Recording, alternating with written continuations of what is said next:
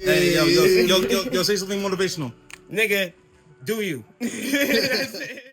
Show and Tell Boston, where we talk about all things art, all things Boston. Today we have our alternative relationships talk, sponsored by Noka. I'm with my co-host, Mashiri the God. and can I get you guys to go around, say your name, what you do, and your relationship style? What do you mean by what we do? If you want to plug in your occupation, Oh, lovely. Okay. anything like that. So, hi, I'm August. I work in human services, and I am a pole dancer. If you need a pole dancer, I'm your girl.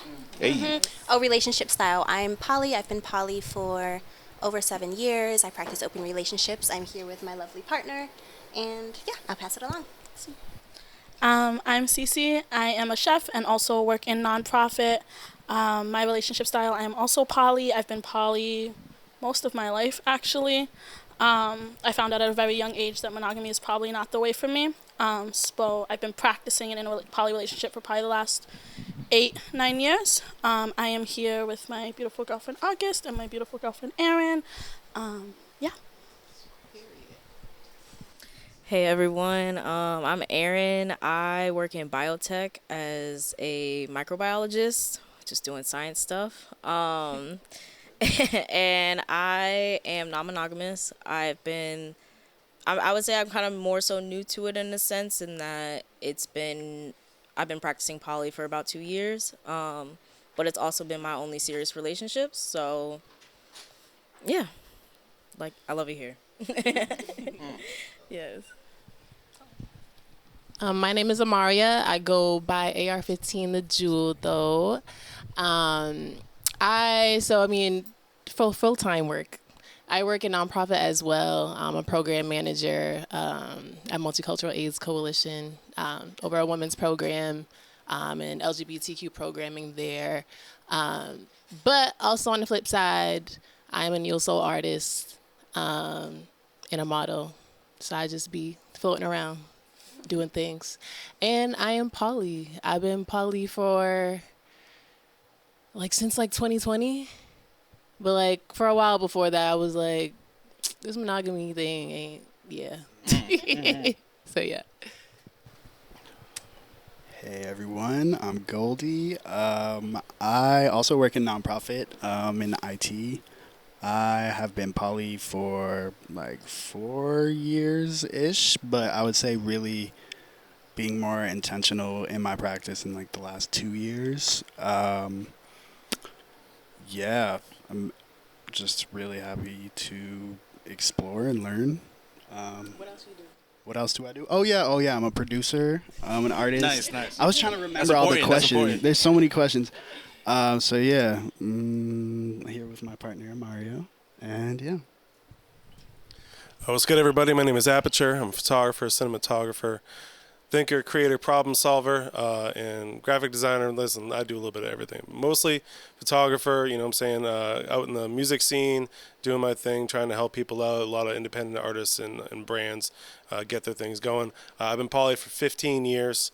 It has been a fantastic journey. And I am excited to share some of the things that I've learned with y'all. Well, hey, y'all. My name is Randy. I work in insurance, but I also have my own podcast. It's called Blunt Talk Podcast. And, guys, I am monogamous. So I'm here to learn and, just share and, I guess, talk my shit in politics. You feel me? Is there a slang that we call monogamous people? Like a vanilla person? Squares. Lame. We don't do nothing fun. Slur? I'm scared. A slur for monogamous? Like a mono? Absolutely not. We don't give slurs on this side. We could make one. We can. Yo, a mono. You're a mono. Well, like a normie or like a disease. normie. Can I ask you guys your journey into alternative relationships? What did that look like? How'd you guys get into it? Just in a quick, detailed thing. How'd you guys get into it? Shall we go around? Yeah. Whoever wants to start. I think I said this on the last alternative relationship podcast, but I was exploring the way that my relationships were prior to exiting from monogamy. And I found myself in a cycle of a lot of really possessive, really controlling relationships, both on my side and finding myself with partners who shared those tendencies. and I hate to repeat cycles and expect different results. I've also been exposed to poly. I think like a lot of my friends are a little earthy and weird and alternative, and so it was never anything that was alien to me, which made the transition into it a lot easier than I think someone who's really never experienced it. But yeah, it always felt like something that was natural for me to open myself up to. It's been a really, really cool journey, to echo what you said. Like, you learn a lot about yourself, and that's one of my favorite things about it. And again, you said you were how many years into it? I mean, I started dating at like 18, and by like maybe a few years into that, I realized that that wasn't working for me. Gotcha. I can't do math, but I've been poly for 7 or 8 years, and I'm 29, so math is math in there somewhere. Nice. Yeah. Yeah, I think I grew up very alternative, very earthy, crunchy. The idea of non-monogamy was kind of all around my family growing up, so it wasn't anything that I was a stranger to. I think when I had my first like really serious relationship with my husband now, we went into it open, and yeah, and I was probably like 17, and so I've been poly. I was open. It was more like, it was a little more casual, and very quickly within a year or two, it ended up being fully kind of poly. So yeah, I've been poly for however long that is. You said it was all around, like, family, like aunts, uncles? Not even aunts, uncles. I think my mom's very hippie, earthy, crunchy. And she, shout out Millie. And she used to just kind of always instill in me that I think a lot of the things that we are handed by society aren't the only way to go. Monogamy being one of those. So yeah, she used to make sister-wife jokes about how she could use another wife in the house. Nice. So it was kind of always something that was like not taboo in our family. Could I ask, like, what ethnicity are you? I'm Haitian American. Really? Yeah. Okay. All right. I'm learning. My mom was the black sheep of the family for sure. I'm Haitian. Okay. I know. Yeah. Okay. Yeah. I would say my journey has been a little unconventional in that I would say like I said, I was new to it just about 2 years. My first serious relationship was a poly relationship. I kind of never... You went straight into it? Straight into it. Okay. Straight into it. And I don't know. I've just always been open-minded. I'm a Gemini. I don't know. Not the ooze. That's why you're crazy. Here. Are we celebrating that? What? No, but I'm just, in general, I think I went into it like, I like to experience anything once. You know, and so I had that experience, and honestly, it wasn't the best. It really wasn't. However, I feel like the freedoms, the trust, like everyone's kind of saying, the things I learned about myself within that relationship kept me just wanting to be non-monogamous. And I think I never really thought about, oh, I'm strictly monogamous. That was never a thought in my head, even while dating as monogamous.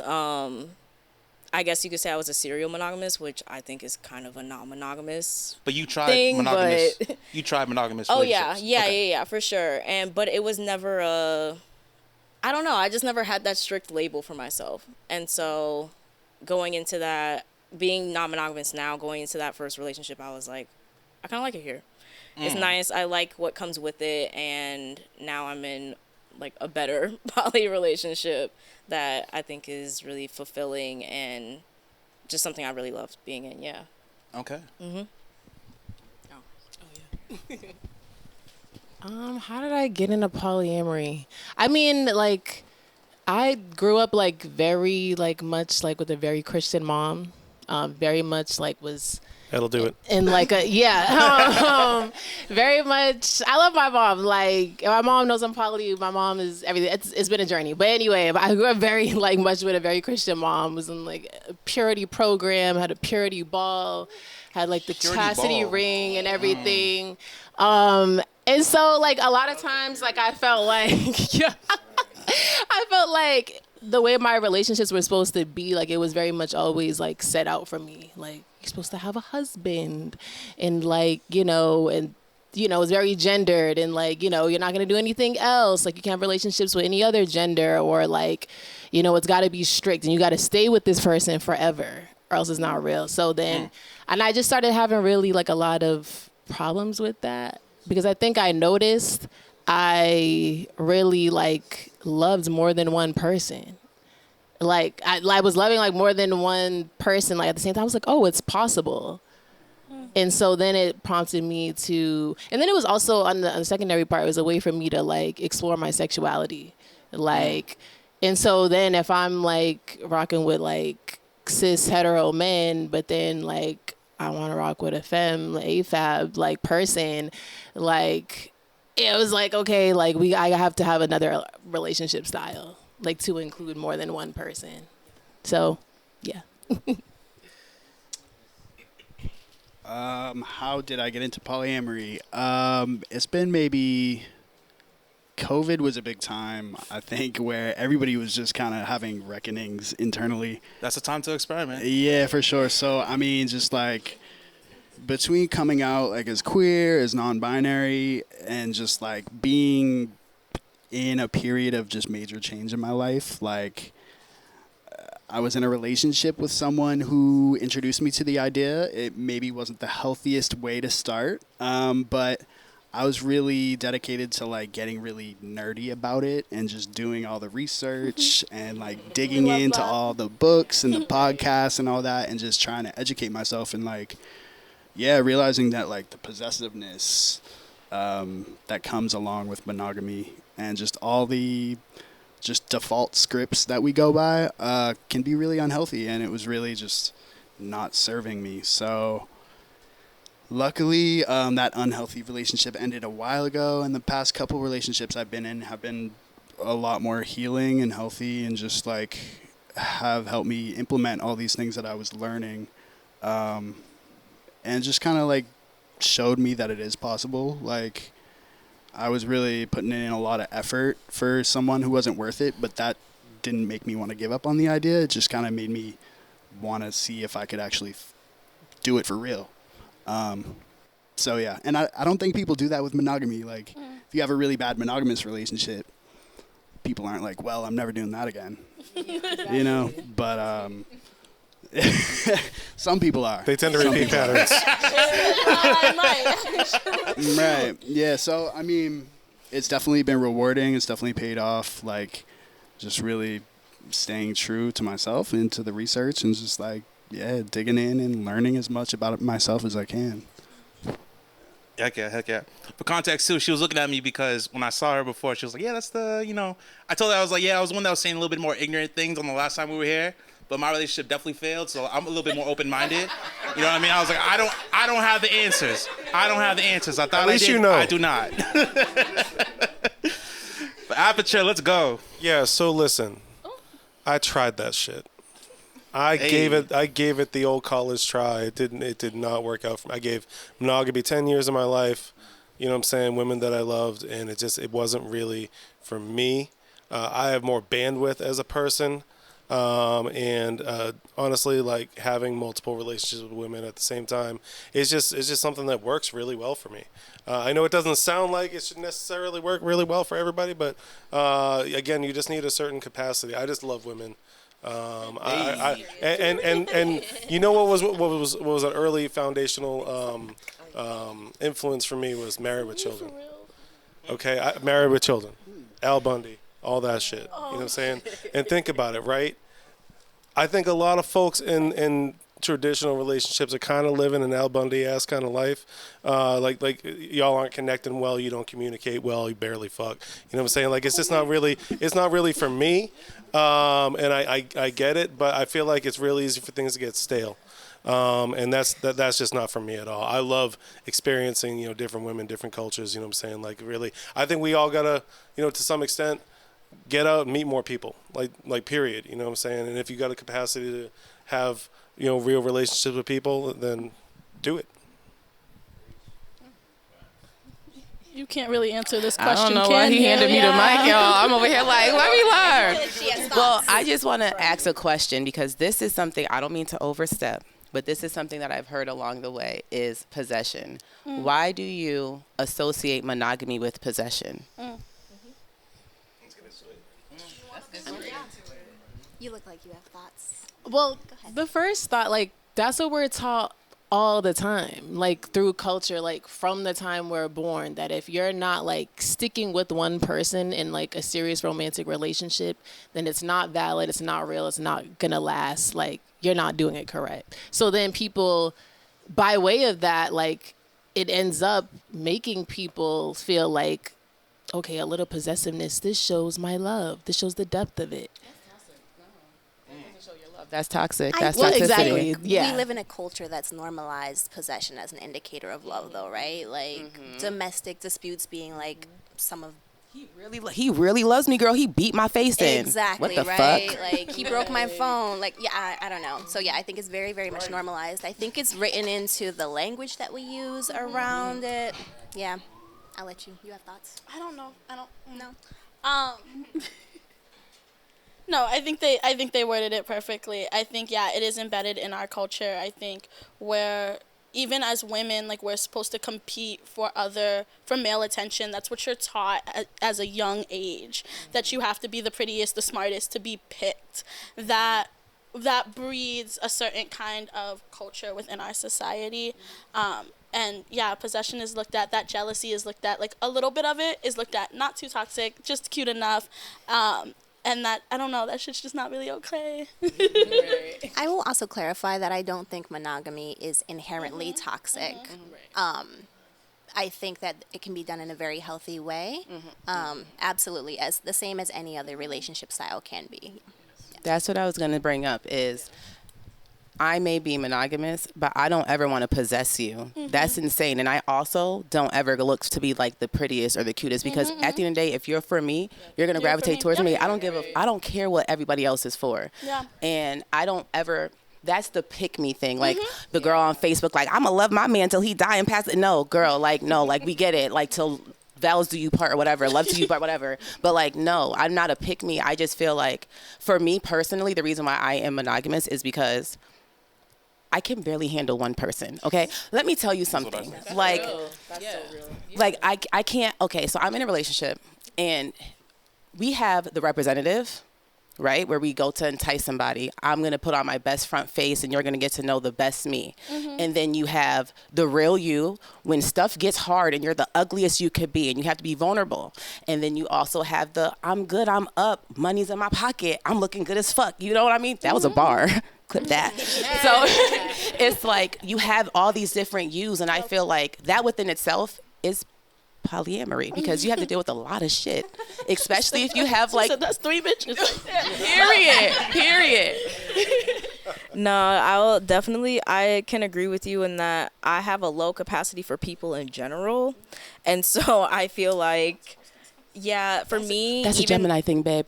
You know, it is what it is. And I own that, you know? And I think for me, even being non-monogamous, I've always, at least as of right now, I've always said that I really only have the capacity for 2 serious partners. I don't think I could go past that. Like, if I were to try and go past that right now, I don't want to say never because, you know, gotta try it. Never know, never say never. But It's a lot. It is, you know, but it is a lot. And when you think of, like, even finances and just your capacity in general, like, it is a lot to think about. And for me, I am very intentional when I date people. So it's like I don't want anyone that I date to feel like they are lesser than simply because I have multiple partners or multiple people that I'm dating. So because I know that, I'm like, I will not put someone in a position to be felt as lesser than because I don't have that capacity. Right. Yeah. I also wanted to just, like, I think the way you're like, this is the reason I'm monogamous, I think that a lot of monogamous people don't do that. I think that monogamy is kind of like what you should do. And so people don't kind of sit to internalize, like, why am I monogamous? And I think that that's incredible, right? And you being able to, like, explain that and explore that and kind of know your boundaries and know your limits. And I also think that, like, you being like, yeah, and that toxic shit I don't stand for is also right. And I don't think that's the reason why everybody goes to poly, right, is because monogamy is just so toxic and so possessive. But I do think that that is sometimes a lot of the experience of women and men, but, like, equally, you know what I mean? That like, shit gets a little toxic. But I think you being able to be like, this is how I monogamy is amazing. I thought about it, guys, because you know, when you're in a monogamous relationship and you have the infidelities and you start to, as a woman, like doubt yourself a little bit. You're like, oh my God, do I need to add somebody else and make it spicy? And then I had to stop myself because also we have social media and we're seeing all these things and we're like, maybe I should try this. Maybe I should. I had to sit down and say, girl, what are you doing? Let me get my journal out like Moesha, right? Dear diary. Dear diary, yep. What I need to do right now, okay? And I just came to terms that I don't think I could do that, but I'm not opposed to it. I'm here to learn because I don't want to say, this is going to sound weird. This is not what I'm trying to say. Like, what happened? But, like, how do you make that decision? Because that's a big decision. I feel like it's a big decision because you have to think about society's going to look at you in a certain way. Your family might even be weird towards you. Yeah. Why are you being weird to me? So it's like, you know, it's a lifestyle change a little bit, Yeah, you know? absolutely. I'm interested. I also know that you talked about possessiveness too. So I want to know like what you learned and how you ended up getting into that atmosphere. Yeah, so I mean, like, although when I first started, like, the context wasn't so healthy, like I said, just digging into the research helped me, like, realize, like, I didn't want to, I felt like I had to give 150% to someone to be worthy of love. And that, once I realized I didn't have to do that, and I realized, like, I could have a life outside of my relationship and still be valued, it was very just eye-opening. You know, it made me feel like I have a lot more worth. And, like, yeah, I don't know if anybody knows that feeling of, like, when you come home to a partner and, like, you have, like, you just had a good time. Whatever you're doing. Could be with friends, it could be with another partner, it could be cheating. But,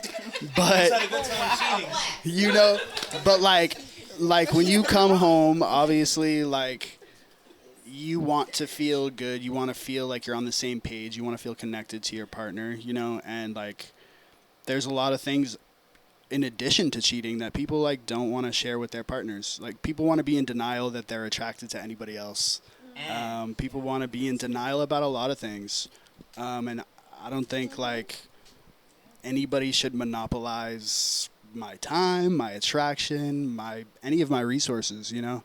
And yeah, I also recognize it in myself. Like, I was monogamous for a long time. I'd been in several really long-term relationships, and it's just, yeah, it's toxic.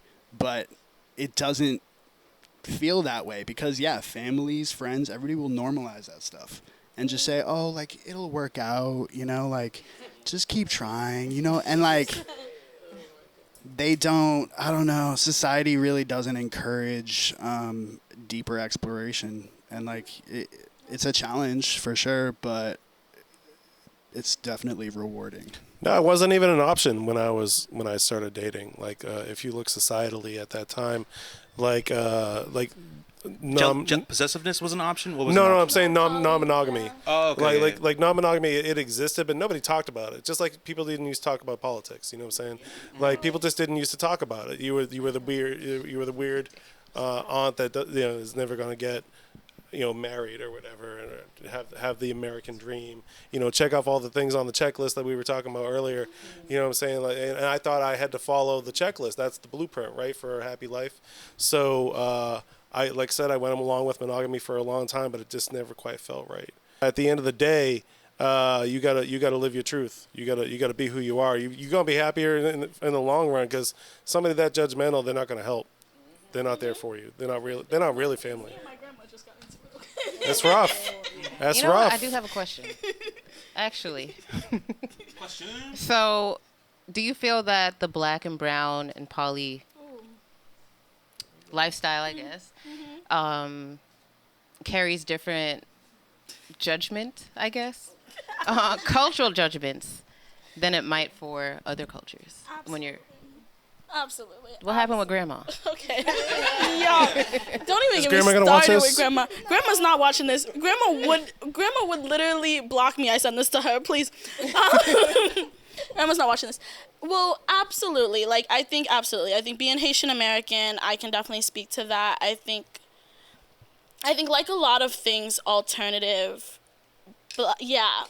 Doing it black and brown is harder. It's more, I think, due to a lot of our oppression, due to a lot of our ancestors, we unfortunately really try to just not shake the boat. You know what I mean? And we really try not to make waves and not be too different. You're already different enough. And it's already hard enough that why make it harder? And so while I empathize a lot with my family, because I get it, you know what I mean? They're like, what do you, just marry a nice man and go sit up somewhere and have some kids and call it a day, bro. Why are you doing so much? I definitely think it holds a different weight. While I think that freedom you have from being not black, you get to explore a little bit more. Whether that, like, my family also threw a fit when I was vegan. My family also threw a fit that my mom. Haitian and vegan? My family, yeah, right? My crazy. family also threw a fit that my mom homeschooled me. My family also threw so many fits. You know what I mean? So, me being poly was just, and then I'm gay on top of that. Like, I also like women. I'm going to hell, y'all. Like, I don't know. Like, yeah. I won't even. I'll tell you what happened with grandma another time. But yeah. Does anybody else want to speak to? Can I even ask you guys, was your family more accepting of you guys, doing the polyamory route? I mean, personally, I already am a black sheep in my family. I already don't really have a close connection with my family, so I didn't have that, holding me back. Like, I've kind of had the privilege of just not. Well, it's not a privilege to be neglected, but I don't know. I feel like my family hasn't really checked in on me, and what I'm up to. But my mother, she tries and she has learned and she's doing her best, but she accepts it, but she definitely doesn't approve of it. Nobody else in my family knows or cares. I don't really know what they think about me. But yeah, that goes along with just a lot of things that I do. Kind of like just being an artist in general. You know what I'm saying? Like, the normies don't really get that either. I call them the blands, by the way. The blands. If we're going to use anything for yeah, that bland right next to you. She got some seasoning. You're safe. You playing it safe. I honestly, I can get behind you on that one. I will say, to answer your question though, shout out to my mom, biggest supporter, for sure. She actually wants to be me. She is now also gay and poly, so. Hey, let's go. So big shout out to Millie for that. It's trending. Huh? It's trending. It's trending, indeed. How about you? I mean, I know, yeah, because so many thoughts come to mind. Even when you just said the approved thing, remember that? Yeah. Something happened with my mom where she literally said that in recent months. Like, you can talk to me even though I don't approve of your lifestyle. Coolsies. I'm sorry, Mommy, when you see this, but no, but that okay, all right, great. I'm not going to talk to you now.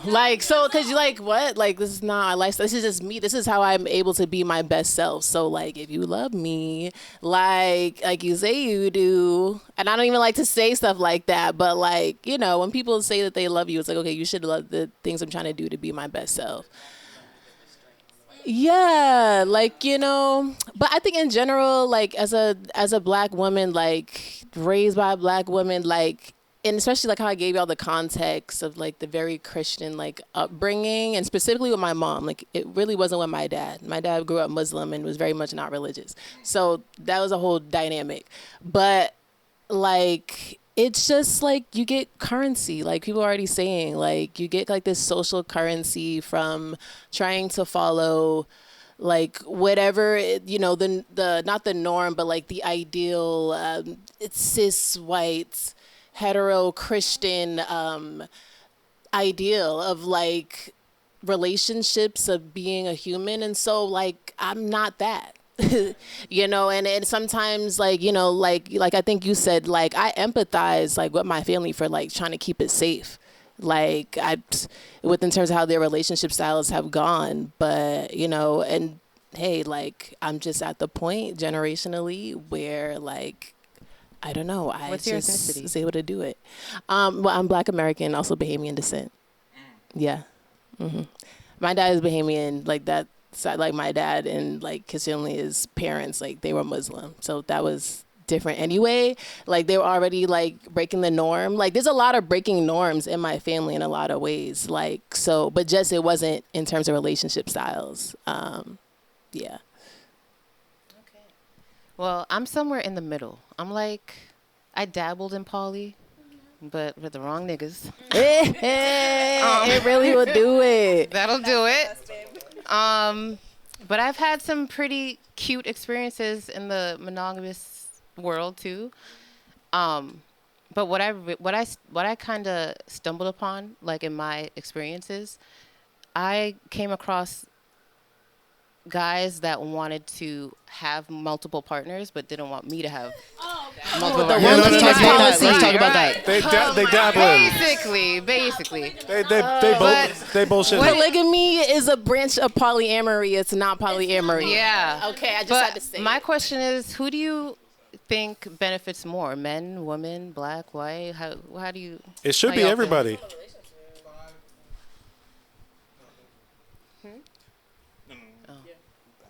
What do y'all think? Are we not liking polygamy? I know. No, I'm not saying it. Polygamy is I'm not not for saying me it. personally. It's not. It's in the polyamory. It's just like how guys are possessive in that way. I think it's up to us to create boundaries and structures in our relationships, monogamous or non-monogamous, that benefit both parties equally. And I think if you don't do that and be your own best advocate, other people will run all over you.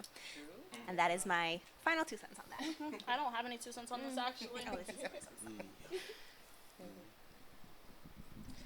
I just wanted to say, as I'm sitting here thinking, and we're talking about religion, family, I come from Jehovah's Witness, Muslim. Hey, let's go. So is I. It's just it's a whole lot, right?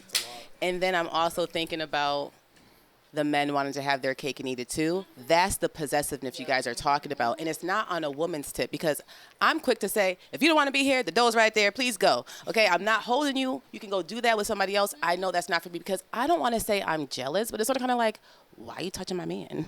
And then if you... It sounds like jealousy, right? It sounds like jealousy. Wait, not jealous. Why are you touching my man though? Like, okay, that's level 1 possessiveness. it's level also 1. okay to be jealous. Level 1. There's levels. I'm just maybe 0.5. Okay, maybe a side eye. Oh my God, I'm having I'm just coming through a breakthrough. So it's like listening to you guys. I understand and I love it. I'm so happy to be here to understand your journey, because this is like really awakening. Will I try it? I don't know, but it's like, wow, I'm really thinking about my life here, y'all. What level is liking Instagram photos? How you feel about that? Okay. Say into the mic, and then we're gonna have to switch some people Last in. thing, this is what I want to say. I may be monogamous. I'm not blind. If you look good, you look good. I'm not blind. I have 4 eyes. I see it extra clear. Okay. 4 eyes. That's crazy. That's it. But if you like an Instagram picture, you're not blind. She's beautiful. I'm one to give when dudes are made to be dude. You're beautiful. You're a baddie. I'm not jealous like that. We are all beautiful. What are we talking about? Well, if they liked it while they're with you, that's just unloyal. Did you want to say something? We're gonna swap it out. Oh yeah. Yeah. Hey, yo, say something motivational. Nigga, do you? Welcome back to segment 2. Okay, what's this? Alternative relationships and whatnot. I'm already pissed. It's about to heat up. We're gonna introduce the two new guests on the couch. They already shaking the table. Tell me your status, your name, what you do, but also let me know what might have triggered you, what you heard earlier. Ooh. Hi, my name is Jimmy, the Jimmy Show, and occupation security. Not only that, we got to secure the woman. You don't secure my heart. No. You know what I mean? I'm done. What's your status? What's your relationship status? I'm a poly woman. You know what I'm saying? And poly is very easy. Women just got to listen and write everything down. So now when you come to me, I don't got to repeat myself. Write it down. You understand? Okay. Not at all, baby. Hey, G, go ahead. What's going on, guys? I got like 20,000 names, but AD Animate is what everybody knows me as. I do me. You can call it poly, whatever the fuck it is, but I be chilling. I be doing me. That's about it. Yeah. Can you explain? What did you? Wait, hold on. Clarification. I just love women. That's just me. I just love women. That's just me. Is it ethical? Do they know? Is it ethical? Do they know? Do they know you love other women besides them? Yeah, for sure. Okay. I'm honest. I'm an honest person. Do they love other men and other women besides you? If it's like a serious thing, no. I have to do it and they don't. That's just me personally. Possession. Then you can call it that. Yeah. Okay. All right. Okay, cool. All right, so The one penis did you hear policy is in the Did house. you hear anything earlier that you want to speak on? Neither one of Everybody y'all. has their own opinion, so I respect it. You know what I'm saying? Like, you know. My dog Jimmy got something. Yeah, Jimmy got a lot to say. What you got to say, Jimmy? I got a lot to say. All right, go ahead and say it. What I heard, all right, so what I heard earlier, women saying they're jealous. Every woman is jealous. Hold the mic up, babe. To my mouth. What I heard your woman was saying earlier, you're not jealous. Every woman is jealous. All of them is. They're all jealous. Doesn't exist. Why are you yelling? Any more questions? I'm talking. That's a Okay. generalization. So Go ahead. Sorry. So all women are jealous. All women are jealous, whether she's a lesbian, whether she's gay. Anyway, that gay, no disrespect, that gay doesn't exist too. It's because a woman is gay because the man is not doing his job.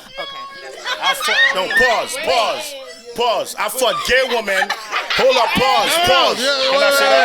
Let me say it again. I'm gonna say it again. Pause.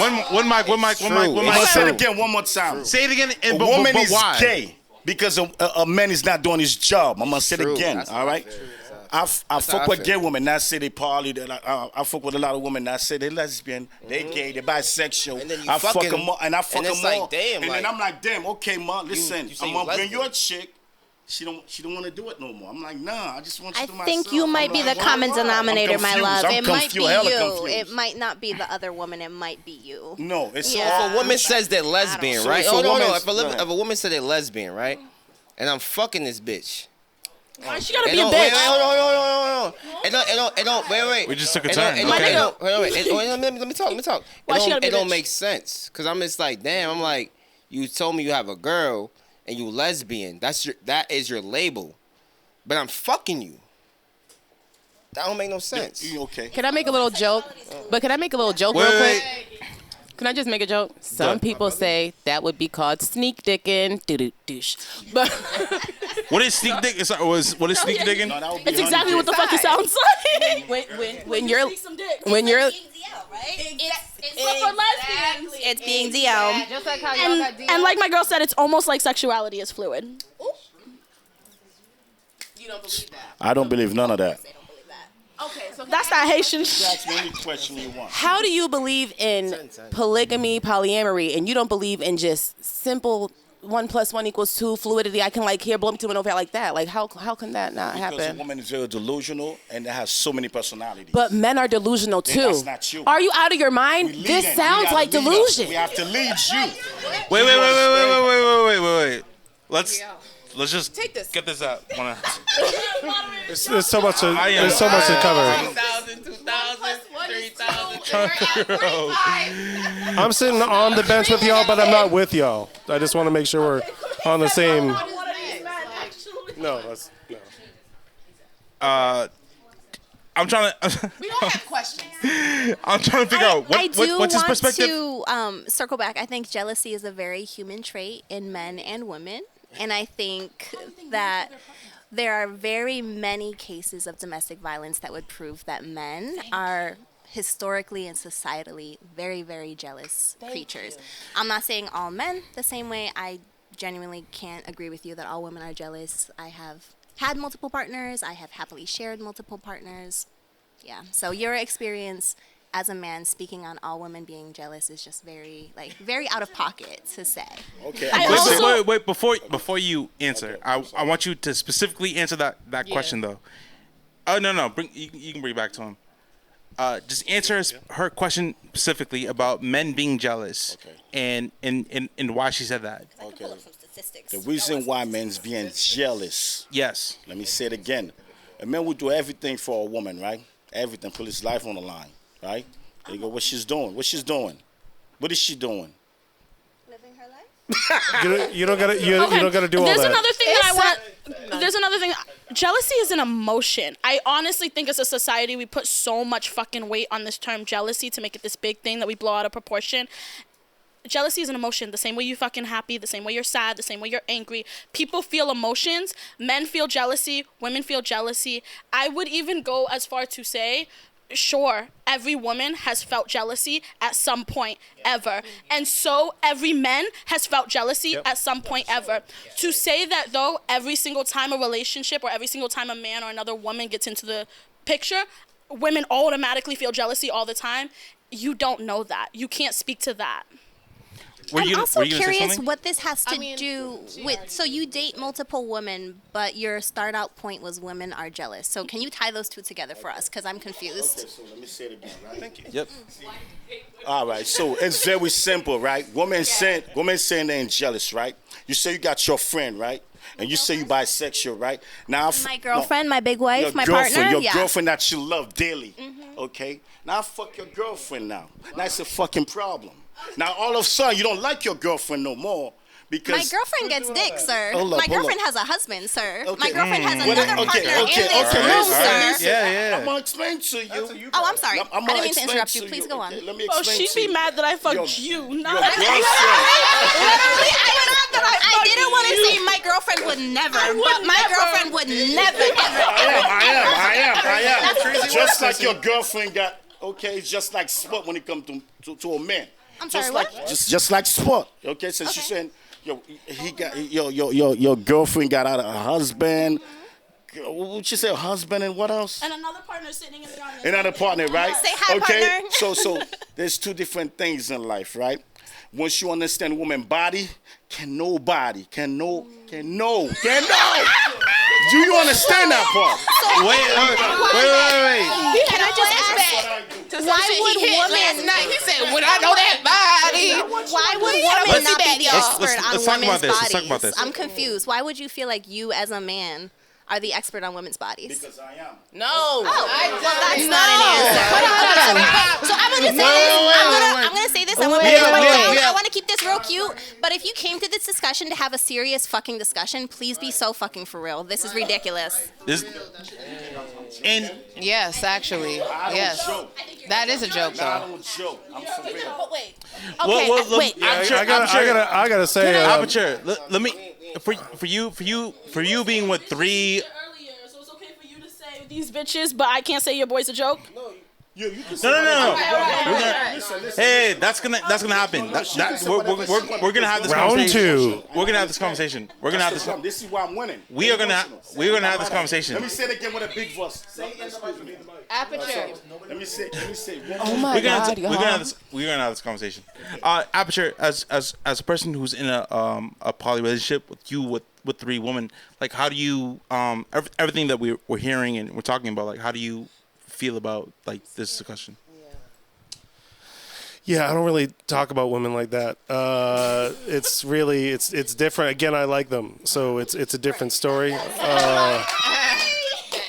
You know what I'm saying? No, my partners are happy that I have other partners because they know that my partners are more happy because I'm in their life. Like that's honestly like what my goal is. You know what I'm saying? Is to improve my partners' lives, as I hope my partners hope to do that for me. So really, at the end of the day, like like you could go on about like little emotions or whatever, like things that you know what I'm saying, like you're focused on, but at the end of the day, it's bigger than all that. It's bigger than all that. Can I ask a question? Now, two different responses. And I hate to bring it here, but I feel like this has to do something like deep down rooted. I feel like a lot of men in my culture I don't want to say don't like us, but they're not as nice and caring to us. Let me not sugarcoat. They don't like us. Like we can't be in our soft girl era. And I'm sorry, sir. How you're talking is making me scared, and I can't be soft around you. I can't be submissive to you. I cannot feel vulnerable and be my naked self around you because you're going to drag me to fucking hell, literally. And I just want to know what's the difference between cultures and why it's so Happy Valley Fields and I'm going in flames, burning now. Yep.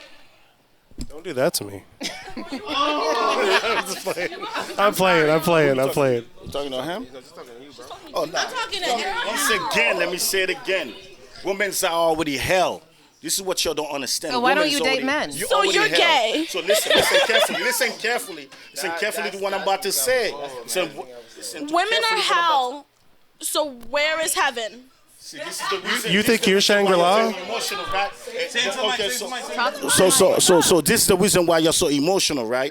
You know what You sound very emotional right now. You know what I'm saying right now? So we live in what a woman is already held, right? So we deal with it regardless, because that's what a man got to do. But why do you think, okay, maybe you haven't met your woman, but being with a woman is not hell. Like, honestly, being with someone who you genuinely care about and love is not supposed to be hell. That's not a picture that you have to paint.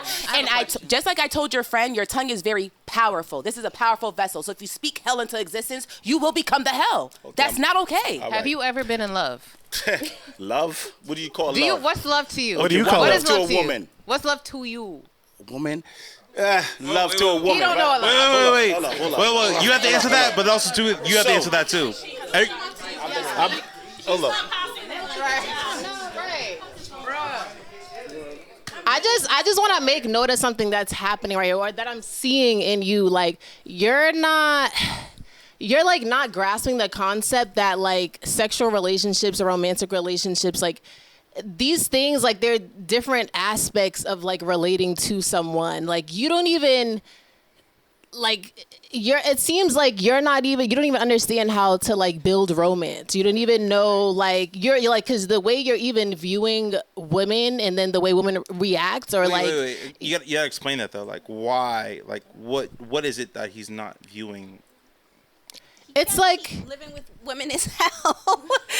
He can't answer what he likes about women. Why is he dating multiple women if living with women is hell? He can't explain what love looks like to him. Right. Or answer a question, but well, and a lot of times you're like relating things back to like just how like women, quote unquote, like are physically wired. Everything is so like very body based. Like you're not thinking of like even like the emotional development like within a relationship. Like you're literally like you can't even grasp like these different kind of aspects of the relationship that you need to nurture differently. Like I think he's joking, y'all. And then this is why like at the beginning he's trolling. I think he's joking, y'all. I think he's joking. No. Explain yourself. Let me get the mic. I said what I said already, and I'm not gonna. Doesn't matter. I said what I said. 100% Jimmy. I'm saying 100%. This is what the women do. The delusional. They don't know what they want, and they're talking about romance. They're talking about love. Yeah. Love. What is love to a woman? You love a woman. Hold up. To it's different to every woman. Okay, got it. Do you got it? Hold up. I'm gonna have you write it down. So, love to me is loving a woman, right? But what do that woman do? What does that entail? What does loving a woman entail? Like, how do you love a woman? I just told you being with you by loving you every day. Thank you. And then you put me in the hospital. For blood pressure and diabetes. Oh my God, honey, you sound hurt. Are you serious right now? Are you serious right now? Are you serious right now? You should be single. Are you serious right now? Every man in the hospital is because of a woman. Every man that's in the hospital right now is because of a woman. You need to be in the Go hospital. check it out right now. Hey. Are you good, bro? Hey, Jimmy. Relax. I need you to take that down a lot. By a lot. We're not going to do none of that yelling, because once I hear yelling, I'm fighting niggas. Listen to me. The energy's here. We got to... Everybody, please hear me. Hear me for 2 seconds. I'm not even y'all, because Jimmy... I need you to take that down by a lot. I am thoroughly... don't get me there. I'm thoroughly taken aback because I feel like you never had a genuine good example of anything because of like love. Because I know like in our generation, in our culture, we don't really see a healthy relationship. That's why we are scarred and we go through these experiences scarred and we're living through our traumas. And I feel like you're living through your trauma and you haven't unpacked that yet. And that's okay. But I feel like you need to unpack that, babe, because that's not okay. Yeah. Mind you, this conversation is about alternative relationships. And it looks like you don't even want to be in a monogamous relationship. You don't want to be in any relationship. It looks like I'm not, I don't know, but you know what I mean? It looks like you got some resentments. And like I get you. You know what I mean? I feel you. I feel you. And honestly, it does feel like I'm hearing a lot of hurt in your voice. I'm hearing a lot of hurt. I'm hearing a lot of pain. It feels like you went through a lot of shit, and it feels like you're sad. And that's honestly what I'm hearing, is that you're sad and broken, and that your resentment is now towards all women because maybe a few did you dirty. And that's what it sounds like. It sounds like you were in the hospital. Somebody was in the hospital. Did they do you great? Did they do you? Did they do you great? Did they? Okay, so every woman that I've been with was great to me. But what the only problem I have, the only issue I have with a woman, they don't listen. So I have to do what I have to do. You understand? So they all love me. I could still bang them right now. I could call them boom. They pick up their phone. They jump everywhere. You know what I'm saying? So you know what I mean? So listen. You literally just said they still love me. I could bang them right now. That's literally your only concept of what love. You don't have your only a benchmark. full What's a dream date for concept of Jimmy? what love even is. Oh, that's a great question. That's a great question. Ask it again. Jimmy, if you could have the best date you could ever have, what would it be? I mean, oh shit, yeah, what'd that be? This nigga said pussy. No foreplay? No lube? Listen, foreplay. Let's okay. Let's talk about this. I can't say the word. I'm gonna say your best date. Your best date. We want to hear your best date. The best date will be the most expensive thing on a plate, which is the pee. No, we're good. That's it? Yeah. Animate, Do you support sex workers? Do you like sex workers? You support sex workers? Sex workers are cool. They dope. I'm not asking you. All right, then we just waste time. We just waste time. Yeah, we just waste time. We gotta move on. We gotta move on. I'm so curious. We gotta move on. We gotta move on. I am curious because if the only thing that you need from a woman is pussy, there are women out there who are willing to do it. And you said the most expensive thing on exactly. So if you're not looking for romance, relationships, intimacy, connection, there are sex workers for you, and that is a thing. And shout out our sex workers. Yep, exactly. Yo. We gotta move on. We gotta move on. Moving on. But question though, like this idea, this person that you were talking to, how did that get you to like where you are now? Like I'm asking like. The question is like, did you deal with people who had this sort of idea or ego that end up getting you to non-monogamy relationships? If I were to deal with a man with this mentality for about 3 minutes, I would cross the street and keep walking. No answer traffic. It's crazy. Yeah, I would go lesbian. I'm going green. Sorry. Of course she just. I never said I didn't. Listen, honey, I never said I didn't. This is what a woman do. You don't have the. We can't hear you. You don't have a mic. And I understand. Okay, the statement is they say one thing, right? Women say they need romance. What romance leads to? Okay, women say they need love. What love leads to? All lead to what? Sex. Nothing else matters. Oh, it doesn't lead to sex? Nothing else matters. So I make a romance with you and I live with you, right? Wait. And you said what leads to what? What it all leads. What it all lead to? Romance, love. What else did you say? Intimacy. And what does all that lead to? Sex. No. No. Growth, open-minded, communication, all of that, fulfillment, and trust, and all of that. All of that. What that leads to. Even if you're a good man to a woman, right? You're gonna please her, do whatever that she want. She wanna hear good stuff. Women like to hear good stuff. You gotta. That's what they want. They want you to be nice to them. You would like that too. Reassurance lets you know that you're doing your job right. Can you just re-explain his argument? Let me just explain. I'm gonna give you the mic. Okay. I was just asking somebody to. Sorry about that. So every woman, his argument and then saying like why that doesn't make sense. So every woman in the world, right? This is how they are. They like nice. They want to hear nice stuff. They want a man to be nice to them, right? Being nice to you lead to what? Sex. If I'm coming out here and if I come out here and I sell a woman a dream, right? I'm the most nicest guy. This is what we do. We sell them dream. We sell them dream. This is what men do. Every man. Let him cook. Let him talk. Keep going. I want to hear it. Keep going. I'm listening. We do. Okay. Every man. whatever you call it, right? We will sell a man. We will sell a woman dream, right? When we say, listen, baby, when we say we get a ring, we go over to the store and buy you a ring, whether it's 5 carat, 10 carat, right? Doesn't matter. We propose to you. We say we love you. We get on our knee. We propose to you, right? And we say we love you. Yes, there we go. You start crying. Then we start leaving with you. Then you start doing all this dumb shit. All this dumb shit because you got women get comfortable. They get fucking comfortable. So do you. Oh my God. Wait. Let him finish. You sound hurt. Keep going. I want to hear you. And no hurt. This is what y'all don't understand. This is what you do. I'm not hurt at all, baby. There's nothing hurt about me. I come out here to tell you what your woman is doing. That's what you're doing. And then you'll go gay. Because you know why? Because y'all pissed the man so much. Y'all pissed the man so much. So y'all have an opinion, right? And we cool with it. We cool with it. We letting Hold on. We letting y'all talk. We letting y'all talk. He's trying to talk, and y'all interrupting the nigga like crazy. Let him.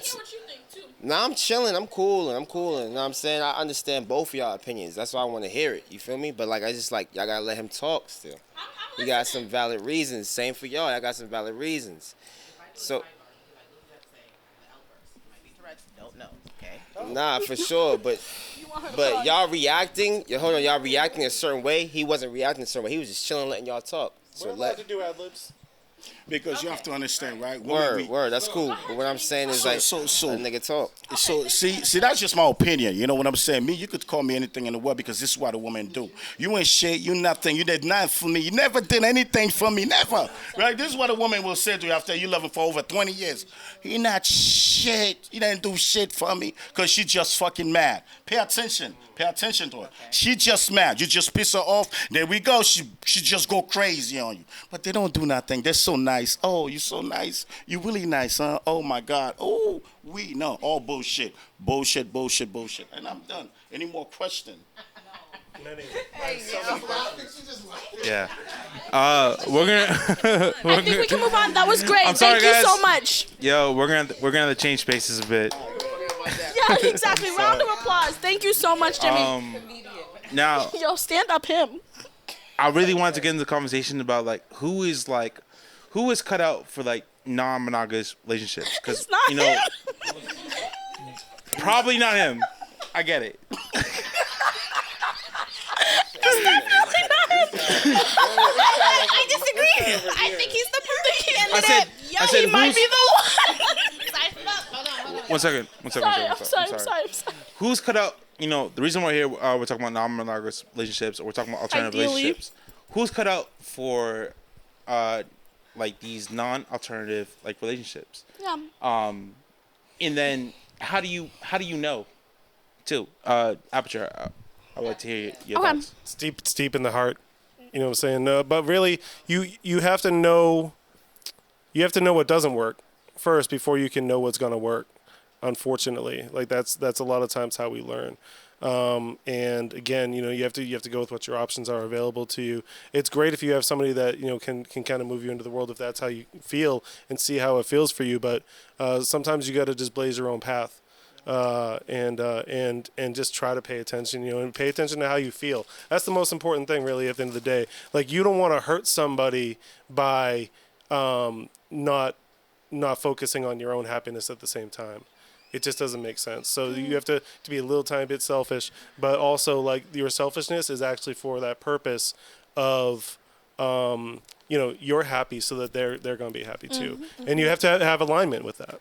Do you mind if I ask you specifically because you're in a relationship, 15 years, well, and then I think for some of that it's been like so my most recent primary, we've been together for 7 years. Can you tell me what the primary is for the people who don't know? Primary partner is could also be like a nesting partner. You know, it's somebody that for me, you know what I'm saying, that is the partner that I share everything with. Like, I'm honest with all of my partners, but like my primary partner knows everything all the time. You know what I'm saying? Like, we can communicate through anything. And then my secondary partners at this time, like, they live in different states. Sometimes they come visit, sometimes I go visit them. That's just really where our lives are at right now. When your secondary comes to visit, does she come to visit like the both of y'all, you and your primary? Or so no, that isn't something that we've wanted or needed to do something about at this time. Like, I think that if either of my current secondaries were around more, then we would probably have a more friendly relationship. Like, my partner, my primary knows about my partners. My partners all know about my primary. Like, we talk about it. You know what I'm saying? Like, not to a annoying amount, but, just that getting, just to let you know what's going on kind of situation. Can I ask a question to, like, everyone? Mm-hmm. How do you guys not have favorites? And that might be small-minded of me to think like that, but it's like so I think that's a great question. Huh? Oh, no, he had a question. He said, what do you mean by that? So if you have multiple partners, she pissed me off on Wednesday. I like Sally more on Friday. That's my girl for the rest of my life. That's just the life. So, no, I think that's a great question. I think that different people fulfill different things in your life. I think that different people kind of feed and love on different things in your life. I think that if Sally does piss me off on Wednesday, me and Sally ain't good Wednesday, and we probably ain't good the rest of the week. Call that favorites for my other two if you want, but Sally pissed me off on Wednesday. You know what I mean? But I do think that, different people fulfill different things. I think when it comes to conflict, I've had all three partners mad at me at once. And it's just me on an island. No play. Stranded. No play. And I've had two partners mad at me, and I'm like, this is my bitch. This is my dog. Love me down, actually. And ideally, I would like for all of... I would like for all of them to love me all at the same time. You know what I mean? But I think that you develop, there's also time that goes into it. There's many factors. I think you develop different connections in different relationships. So I don't know that it's favorite as more of it's different. A question on top of that question. I'm sorry. I know you want to answer too. Yes. How do you build a foundation so that is never an insecurity amongst your relationship? That's a good question as well. I can answer that kind of with the same response that I was going to use to your original question. I think of it, if you think about your friendships, do you have like a best friend or maybe two besties that are really like your ride or dies, right? Those connections are strong and you foster them, but you have other friends and you don't necessarily love them any less. You might call on them for different things. You might find yourself, this is my turn up friend. This is my go meditate friend. This is my, I'm crying on the bathroom floor, I'm down bad. This is my ride or die. Like, this is who I'm going to call. And so I think it's important to know, like, what moments people can support you best and you can be the best support to them, and to sort of navigate it with its uniqueness to each relationship. If that makes sense. It does make sense. So, not to be all up in your biz, August, but last time you were here, you had a partner. I don't remember his name, but is he still around? And how do you navigate that, like the transition from, like, if he's not around, partner to your new partner, you know what I'm saying? Yeah, so this is actually not my new partner. We have been together for 5 years off and on. I think our relationship has shifted and changed a lot. And one of the things I love about poly is that I think it does encourage you to kind of flow with it, right? There was never really a time that we weren't friends or lovers or partners in some capacity over the last 5 years. I think our relationship has changed a lot, but yeah, this is not my new partner at all. Okay. She was supposed to be at the last one, actually. Okay. Yes. Okay. And then my partner at the time, we had a relationship of about 3 years. And as any relationship can, that didn't end up being fulfilling to the rest for the rest of our lives. But I think that happens in monogamy all the time. That doesn't change my outlook on polyamory. And I think, like I mentioned prior, I think having boundaries and structures in place of what will work for you and what won't work for you has been very, very helpful for me in navigating friendships, relationships, and everything throughout my life, and knowing what will sustain me and keep me happy for the rest of my life. And you have thoughts? I do have thoughts. Of course, I have thoughts on your relationships. I think me and August were together when her and the last partner started dating, and I think that transition into a new relationship is always interesting. And then I think we were just getting back into a romantic space when they had separated. I think to her point of being like, figuring out what different people needed, I remember going through the separation and, like you said, that transition. I think recognizing what your partner needs and recognizing what people need, like August really needed a friend in that moment, and me and her had built a big friendship connection and a big solid foundation, and so that's what I leaned into during her separation.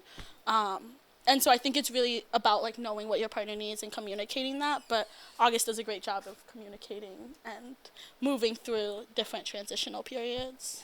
One of the biggest things that I wanted to talk about too for this conversation is like understanding who's built for these sorts of relationships, and even like your journey in you guys' journey in this alternative relationships. You know, has there been like, you know, okay, well you're very possessive, or and then like, or you, no, not saying you specifically, but people that you dealt with along the way, where it's like, okay, well, have you ever had somebody who was like, oh yeah, I would like to be with you, but like, I don't think you're really built for this kind of relationship. And how do you know who is built for that relationship and who's not? I think, as my partner's whispering over there, I think it's a choice, right? I think it's a commitment and it's a choice. I think as most relationships are, but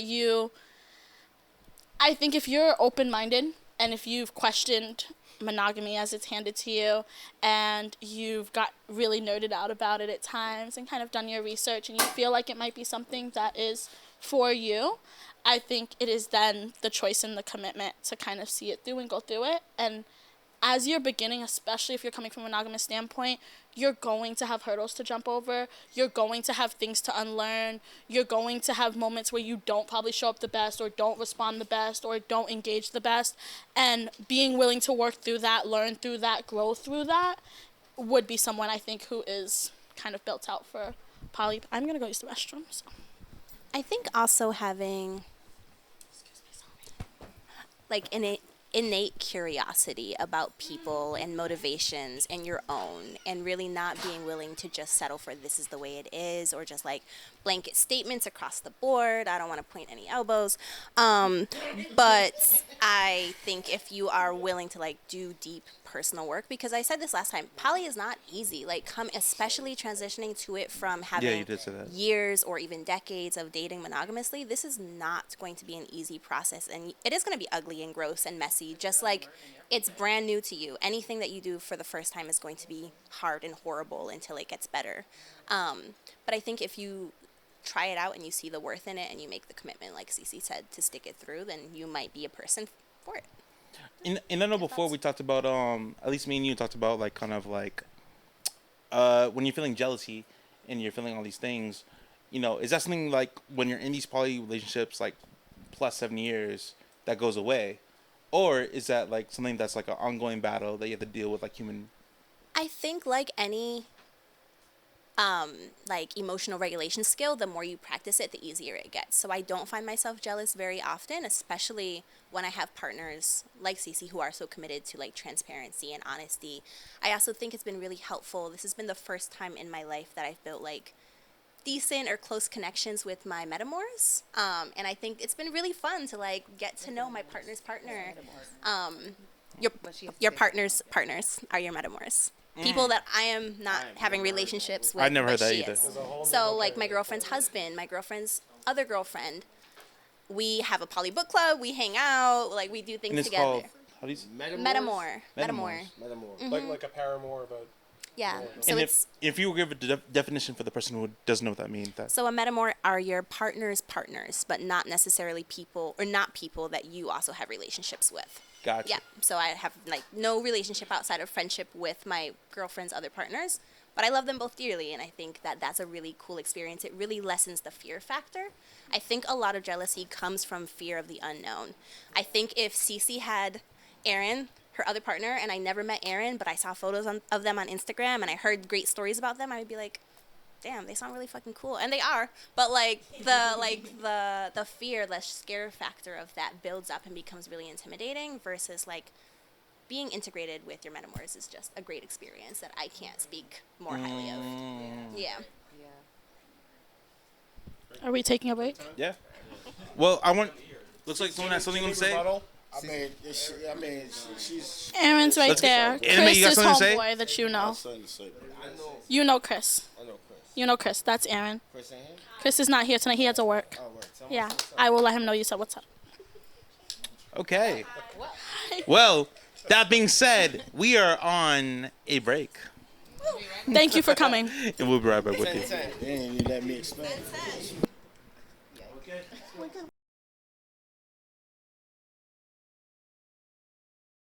Show and Tell Boston. We're talking about all things art, all things Boston. We're here for our alternative relationships part 3. We have some people that's new on the cast. Can I get you to say who you are?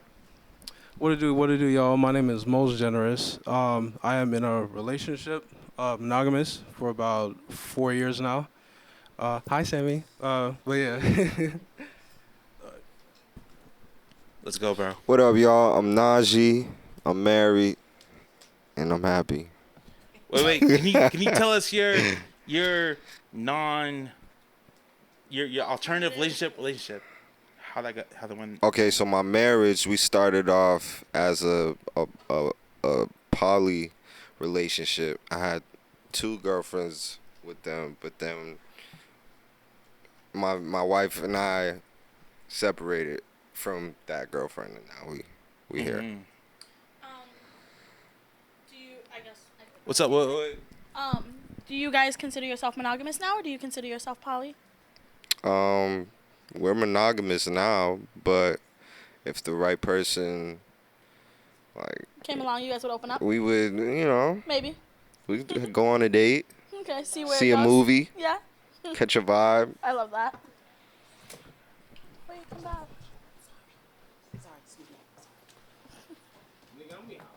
sorry. There's 2 microphones over there. Yeah, there are. There's a lot of microphones. You can pass me mine back. Y'all can have that one, and y'all have one over there.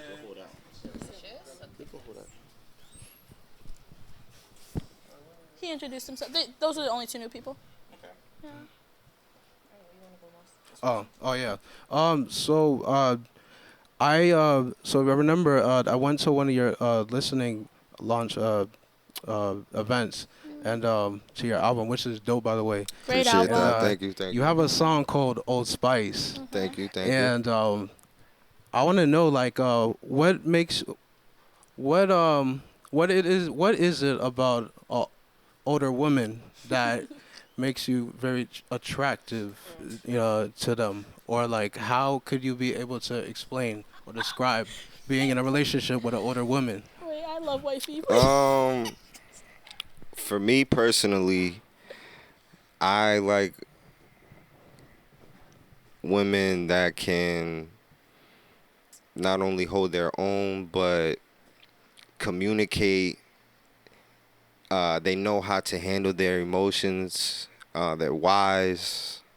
I like women that are assets, and that usually, unless you young and getting it, usually that happens with seasoned older women or wiser women. Usually, that's you find that. But I'm not saying that younger women can't get it and recognize how important it is to be an asset. Even for men, it's important. Men should be assets too. Yeah. So how would y'all explain, or like, how do you think your work life, or how do you think your alternative dating style affects your work life or your art even? Or does it? I think it does. I work in human services, so I think that I pour a lot of myself into my work. I think it takes a lot out of me. And I was talking about this outside with a few of my, couch mates, where I was talking about how there is a limit on, I think, how many, like, logistically people I can entertain or have serious relationships with, because I pour a lot of myself into my work. And I think energetically, mentally, like, physically, with time and scheduling, especially if you do a job that I think takes a lot of your personhood, I think it definitely can come into play. I am lucky that I think most, if not some of my partners all kind of do the same work and are very, like, people-fronting and have to deal with people a lot and deal with a lot of other people's emotions, and so there's a lot of understanding in that. But yeah, I think it does just logistically take a lot out of you when you're, like, scheduling. There's only so many hours in the week. Yeah. Anyone else? Oh, he has a mic. Yeah, I agree with that, and I think you said, like, we have, like, similar jobs yeah, too. We do the same thing. Literally, like, managing a nonprofit where there's already not a lot of resources, like, already stretched thin. Right, you're already stretched thin, so they're definitely. And I wanted to say, because I recently had learned, like, within the past year how it feels to have, like, multiple partners and, like, still working that type of job in nonprofit, really giving it my all, and then also just working in my artistry at the same time. And it was really a lot for me. And I think someone had said it earlier, like, they don't think they could do more than 2 romantic partners. Yeah. And I agree, because I was there at 2, and then with other, like, whatever, like, fuck buddies, friends with benefits. It was too much at a certain point. Well, and then it's just like, it just also taught me, like, how to really just be more, like, vocal with people about, like, okay, like, what are the expectations in our relationship, or what are the needs that you have, like, from me, what do I have from you, so we can, like, evaluate, like, what we're doing right now, like, you know. So yeah. One of the people I'm talking to right now, she had texted me and was like, I seen a meme that was like, poly is just people with a scheduling kink. And I was like, honestly, you might be onto something. I was like, my type A loves to play Tetris, actually, and figure out where everyone can go. One thing that's, like, been, like, a super common theme in our conversations as a podcast is, like, as a creative, you know, do you want a creative partner? And then also too, like, you know, how much of being a creative do you cherish, especially when we're talking about alternative relationships? Does that play a part in having a partner that's, like, gonna be right for you? For me, like, I'll answer that right away, like, because that's what I actually meant to add to my last thing, like, being, like, well, with Goldie, like, Goldie is a producer too, like, we make music together. That automatically is, like, a very, like, natural, like, flow and dynamic with us. But also, I, like, even, like, it's very much, it works, like, because it's just that understanding of even things, like, of having different shows, or, like, having to do different things, whatever, photo shoots, rehearsing for things. Even before I was with Goldie, like, I, like, already knew and had that understanding, like, I needed a partner that even understood stuff like, oh, I might be in the studio with someone for hours into the night, maybe, possibly, they could be attractive, and, like that's gonna be okay. Like, it's not, like, the end of the world. Like, even something as small as that. So it's definitely for, like, being in music, it's important. What about you, Najee?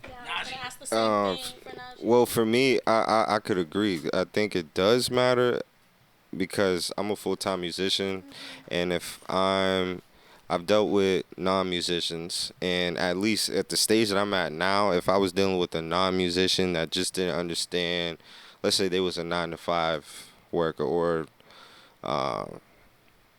let's just say they didn't even know what they wanted to do with their life yet, compared to me living already, like, my dream, or already doing what I would want to do. There's a lot of differences, at least on the passion side. Like, if we can't relate on the passion side and being passionate about something, that's an issue. And I've been in situations where I felt like, okay, I'm either pouring too much into this situation and it's not being reciprocated.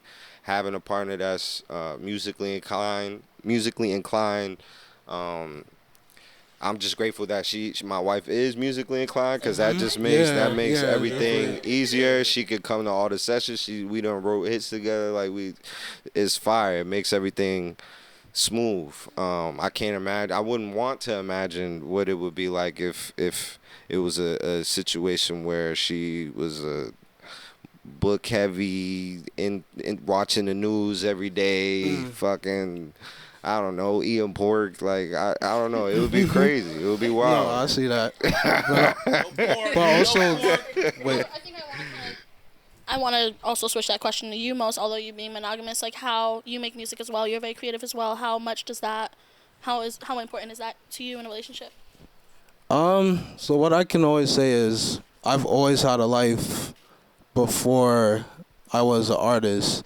It just happened to intertwine the older I got and the more friends that I was accustomed to.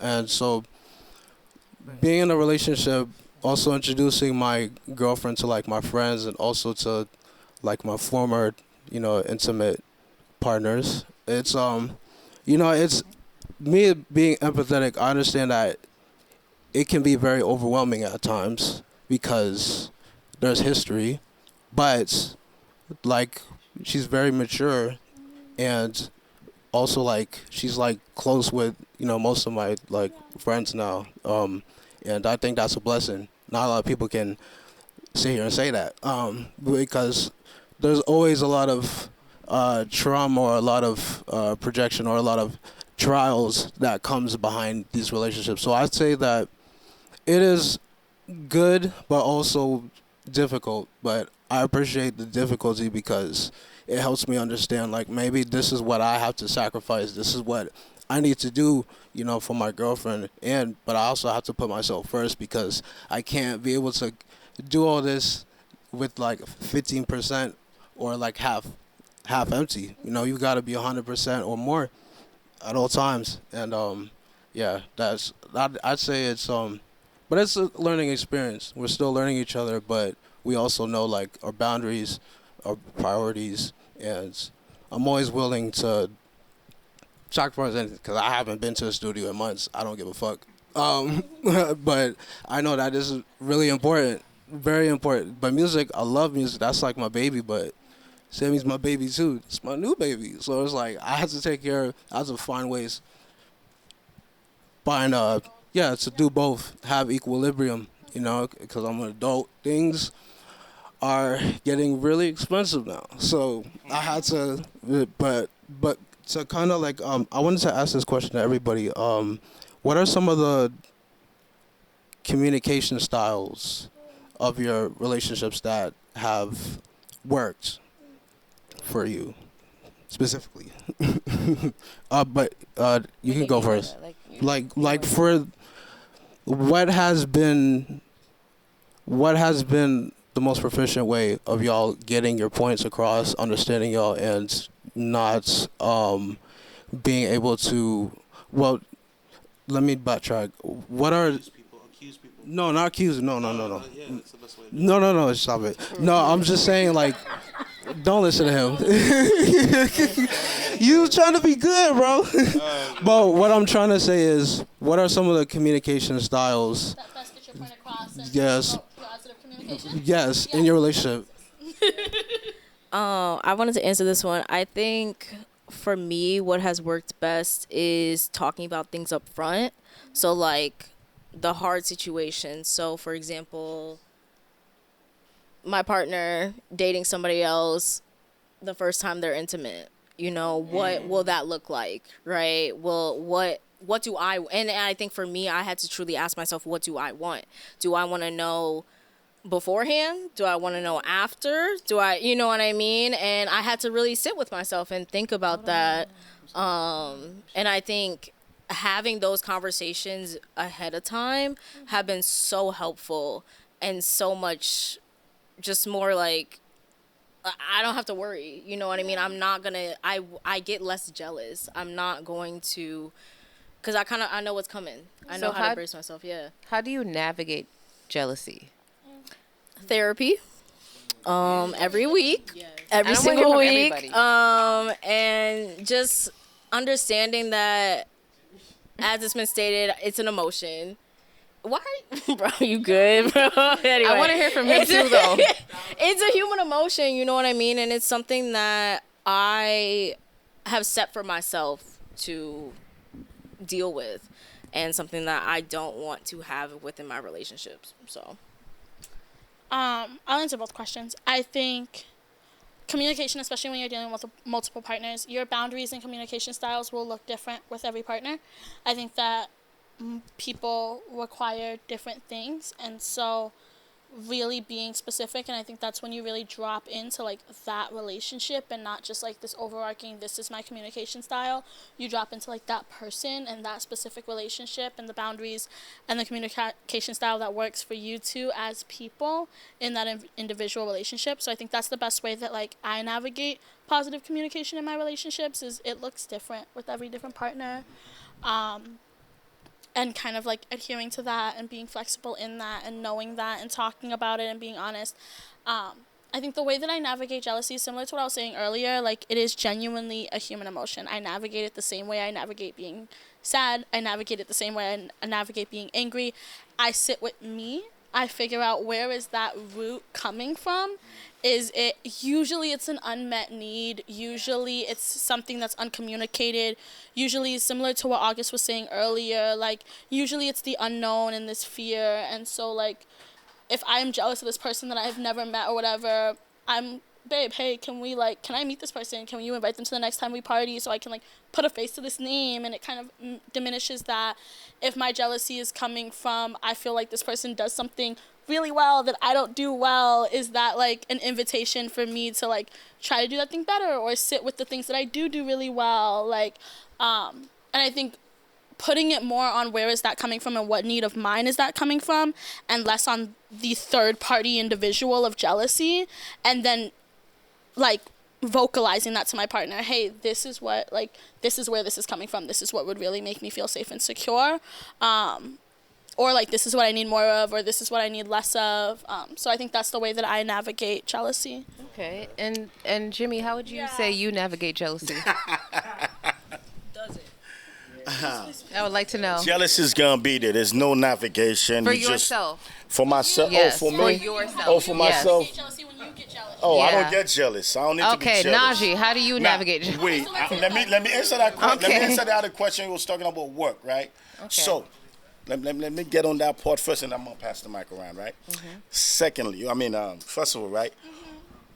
You should put a woman first when it comes to work. She's already enough work already. Work comes second, she comes first.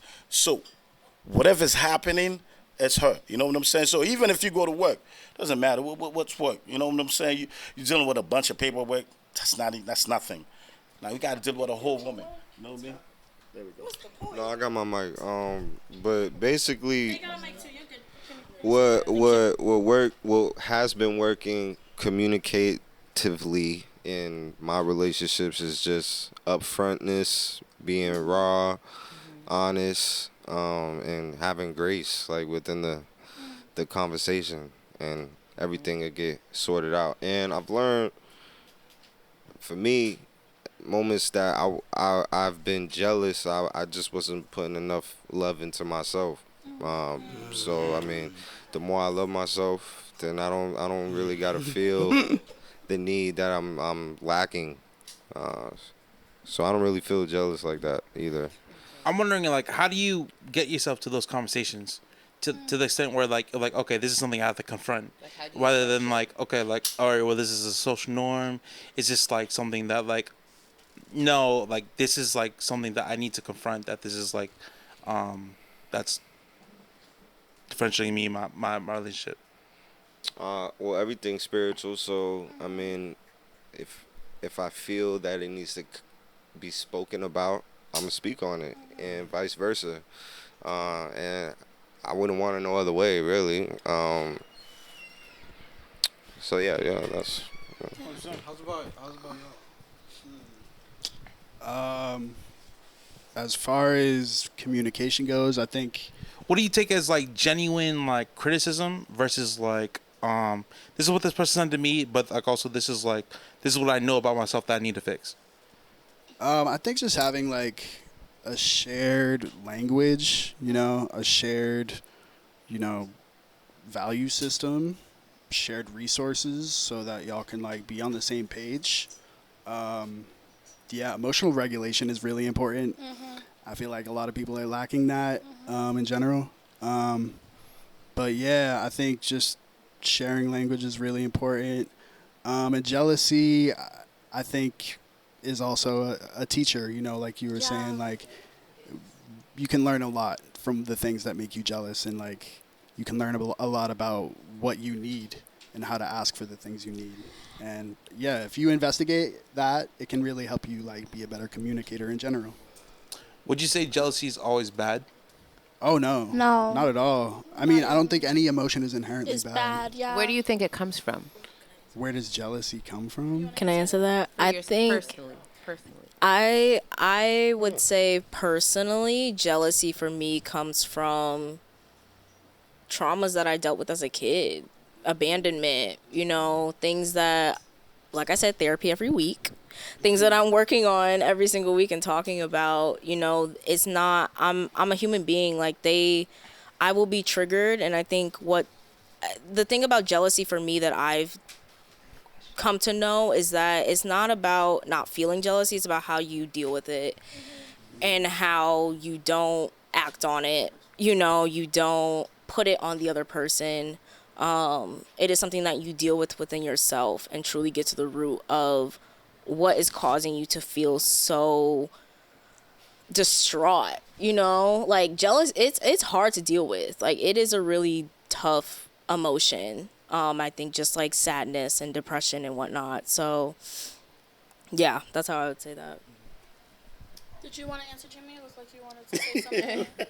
You look like you had your hand out. Are you jealous yourself or your partner? I mean, to me, it's really a mindset. Jealousy to me is a mindset. That's all it is. You just gotta know how to. You gotta be the alpha male. You know what I mean? That's all it is. Gotta be the alpha male. No, but what kind of mindset? Like. You're done with that, okay? So anyway, how do you guys balance? Huh? So how do you guys be able to balance individual needs and individual desires in your relationships? With what? Like, what am I balancing it against? No, that's what I'm saying. Like, how do you balance it? That's not in a against non-monogamous anything. relationship. I'm assuming that there's a bunch of desires that's going on, but like, how do you balance that with Like, your what does partner? that look like? Is it asexual, or is it a combination of both? Or is it certain people that I don't know how to explain it. Cause me, I'm just on the outside. I just want to be able to get inside your guys' minds. So let me see. So am I understanding what your question is? In your relationship, in a non-monogamous relationship, how do you balance dealing with like outside attraction and dealing with is that your question? Navigating your partner's kind of boundaries and dealing with outside attraction? Yeah. Because you mentioned there's always going to be outside interference. Like, if somebody is like monogamous but they're interested and they don't know all the stops, or they don't know what they're getting into when they hop into it, how do you navigate that? I think being honest, and I don't know, we've had me and my partners and me and my friends have had this conversation a lot on like, when do you divulge with a new person that you're poly? Do you date monogamous people as poly, and is that an ethical thing to do? And I think all those questions come up, and I think being honest is really like the best way that I can describe that.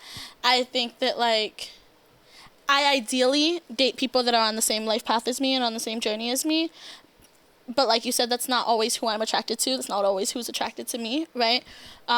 So I think being honest, and usually that conversation will strike either they've never thought about poly, or they have thought about poly, but they've never like, did you ever? Question. Yeah. But what about when that person, when you divulge that like you're like attracted to this other person and you want to do things with this other person, and the person that you're dealing with already feels either hurt, or they feel like, they feel jealous, or they feel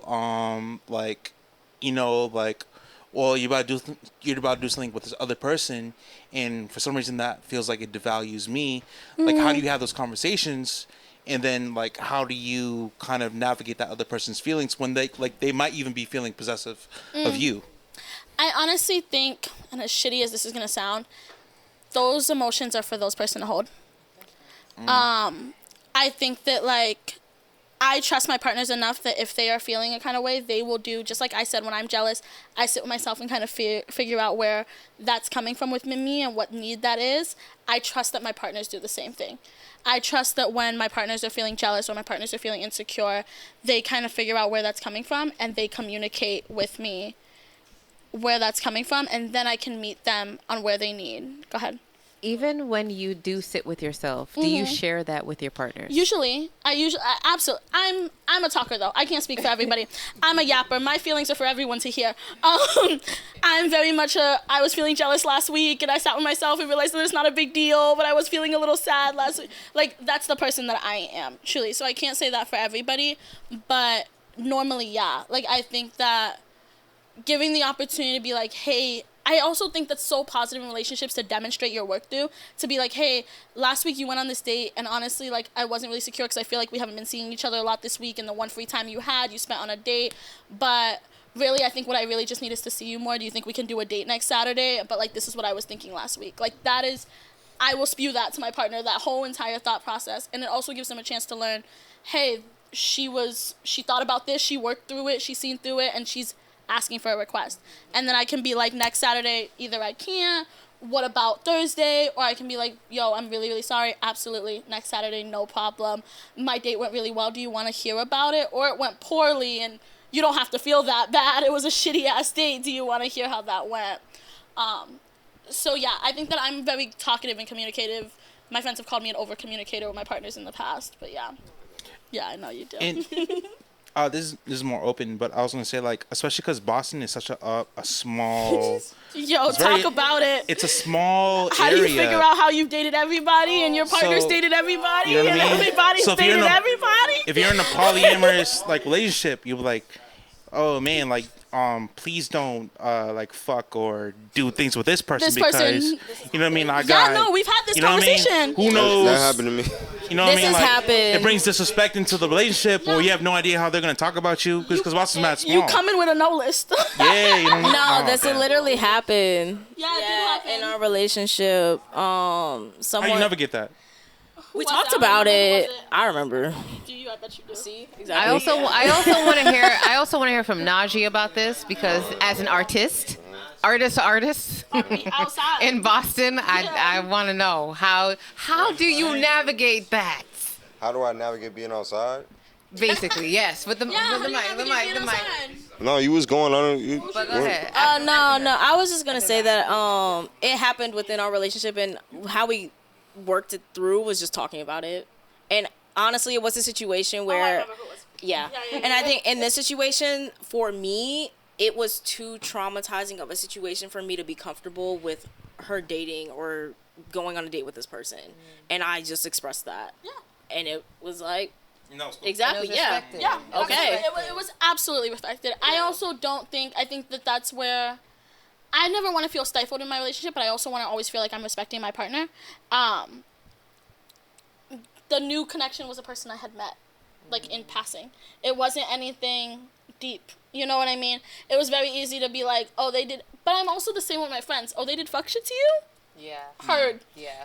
Not about it. No enough said. I won't even blocked, actually. So I feel like I'm that same way within my friendships, within my lovers. Like, there is nothing. I think there are certain people that I'm like, if this is like a really strong connection that I've built, I need to know. Why are you vetoing? What is the no about? What's going on? But I also think that's an ongoing conversation, and it's within every person, every situation, every different circumstance. Yeah, Najee. Basically, what happened in with my situation in the past was the ex-partner was like, we were speaking, and we was like, okay, we was teetering on the idea of opening up our relationship and what that would look like. But long story short, she was like, yeah, just don't do nothing with this person. And I ended up doing stuff with that person. God and damn. Then the one request though, I don't know. I was young-minded, and then it just led to, okay, if we're gonna be together, I want a girlfriend. I'm like, all right, cool, yeah, I fucked up, you right, da. And that's what started, at least my experience with everything. So I mean, on that, I was kind of the antagonist with the shit, but I would, now looking back at it, obviously you got to respect the boundaries you have within your relationship. In Boston, though, I feel like it's kind of inevitable. You're like, oh, like, don't do this with this person. Don't date a You're just like, oh, it's such a small pool, though. Like, I kind of got to do it, though. Nah, you can do that. You can do that. Motherfuckers got control over themselves, but if you don't, then just don't set yourself up. You look dumb in the end. I'm not gonna say that's what it's gonna be for every account, but yeah. I also have a question. What are some milestones that you guys celebrate whenever you guys can? Like some people would consider, anniversaries a milestone, or going on trips, or buying a house, buying a car together, etc. Like, what are some milestones that you've been able to experience in your life with each other or with your partners? That significant other. Yeah. Threesome is. I mean. You got a girl, Jimmy? Do you do anything? Listen, I don't got a girl. I got a bunch of women. So I deal with everything. Okay. How do I celebrate them? Into the mic, Jimmy. Into the How do I celebrate a woman, spending time with them, you know what I mean? Make them happy, put a smile in them, all together, put a smile on their face, and then listen to me. Do you bring them all out to dinner together? Yes, they do, and they got to listen to me, or they're going to stay at the house, or they better get along, you know what I mean? They have to get along. That's why they wet me. They got to get along, they got to listen, and they got to write it down so they understand me. It's very simple. They write it down. Okay. I mean, women want a leader. That's what they want in life. Somebody to lead them. What makes they can't lead themselves. Jimmy? What makes you a leader? What make you a Just leader? curious, real quick. Keep it cute. When they listens to me. All right, pass the mic. So what was the original question? Right. We lost the plot. We always losing the plot with I this still man. have the plot. This man I is still remember really the wasting our question. time. So, What's some of the milestones that you celebrate? So I was saying, what are some of the milestones that you guys celebrate as a couple? I couldn't answer that for you, Sample. I couldn't answer that for you. All right, well, keep it short.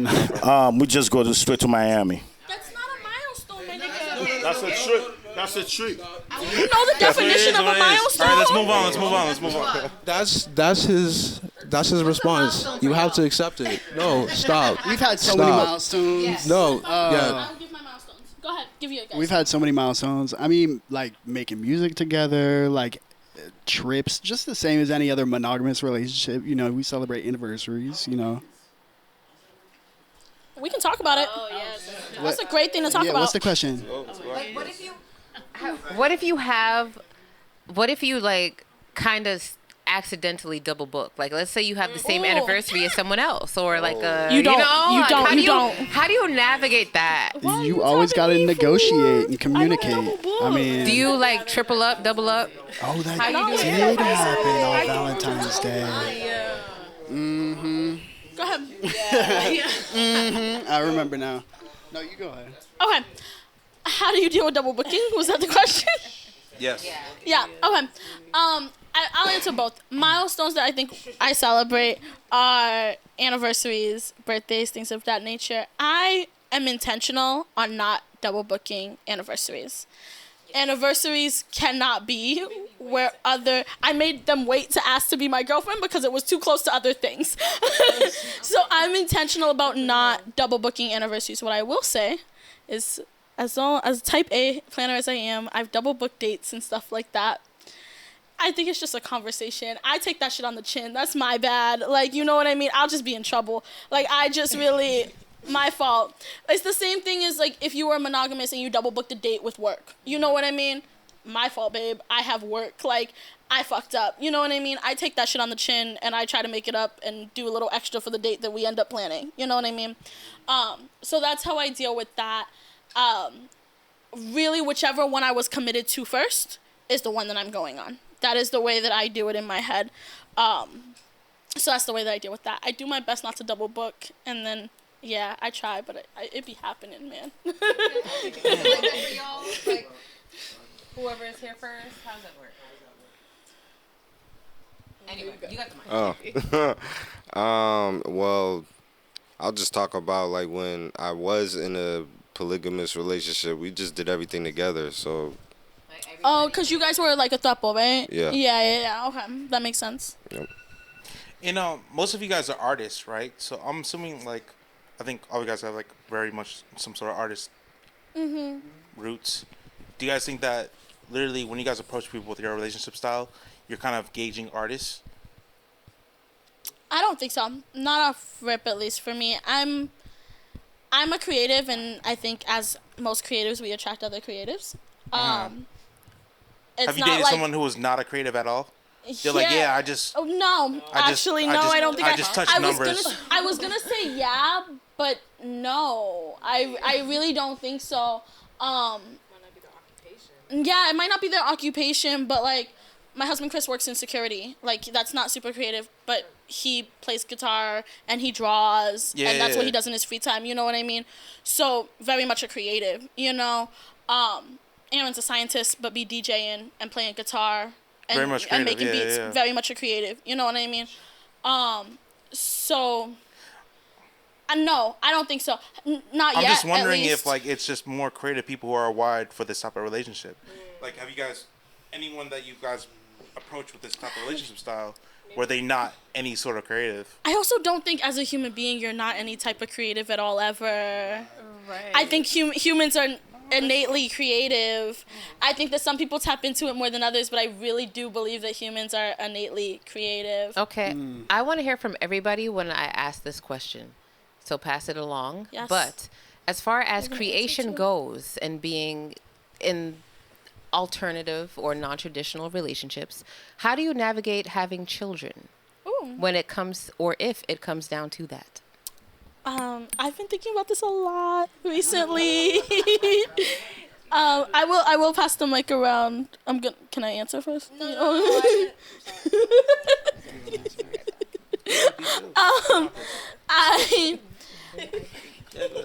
I think that's such a broad question when it comes to kids. I think it's so big and broad. I guess the only way I can say is like anything. Like, I want children with, I think, all of my partners at some point, and I want a big family, and I don't know, it's just very much like a mixed family. I think of it very similar to like I don't know, like a community. Like, I don't know. I think that, I guess I don't have the best answer, actually. What would you say? If I was to ask, your relationship is mostly consists of women, though? No. Woman, non-binary, man. All of the above. So, cis man, non-binary, woman. So all the above. And I do plan on having children with all of them, ideally. And I think that'll look like different things, but I do plan on raising my kids. Like, if me and August have kids, Aaron will be a part of their life, Chris will be a part of their life, and vice versa with Aaron and Chris. Very blended family. Yeah, lots of love to go around. Yeah, I was gonna say we've definitely had this conversation. Honestly, before we even became official, that was a conversation we had. And I've always wanted kids, and I think my idea of having kids has fluctuated and how that will happen. And so for me, I'm not ready to have kids right now. Absolutely not. She kind of is, like, in the next few years, you know what I mean? And what that, in my brain, or what we've talked about, would look like is that I'm, in a sense, like, I'm a step parent, you know? While, you know, that child will not be my child, they are still someone that I care about, someone that I take care of, someone that I pour into, you know, and will be a part of my life. And I love that. And honestly, I love that too, because I'm not ready to fully have a kid. Having that experience before having my own kid is great. Like, I think that's the best thing ever. So I'm all for it. Yeah.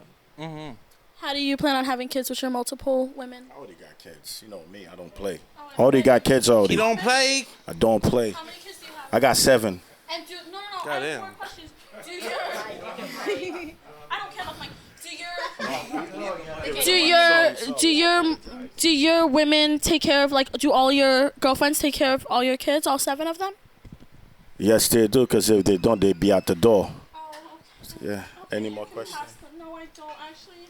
No, strict. Ooh. Yeah, strict over there. How does... Yeah, I guess I know you're monogamous now, but... Yeah, Jimmy, please shut up.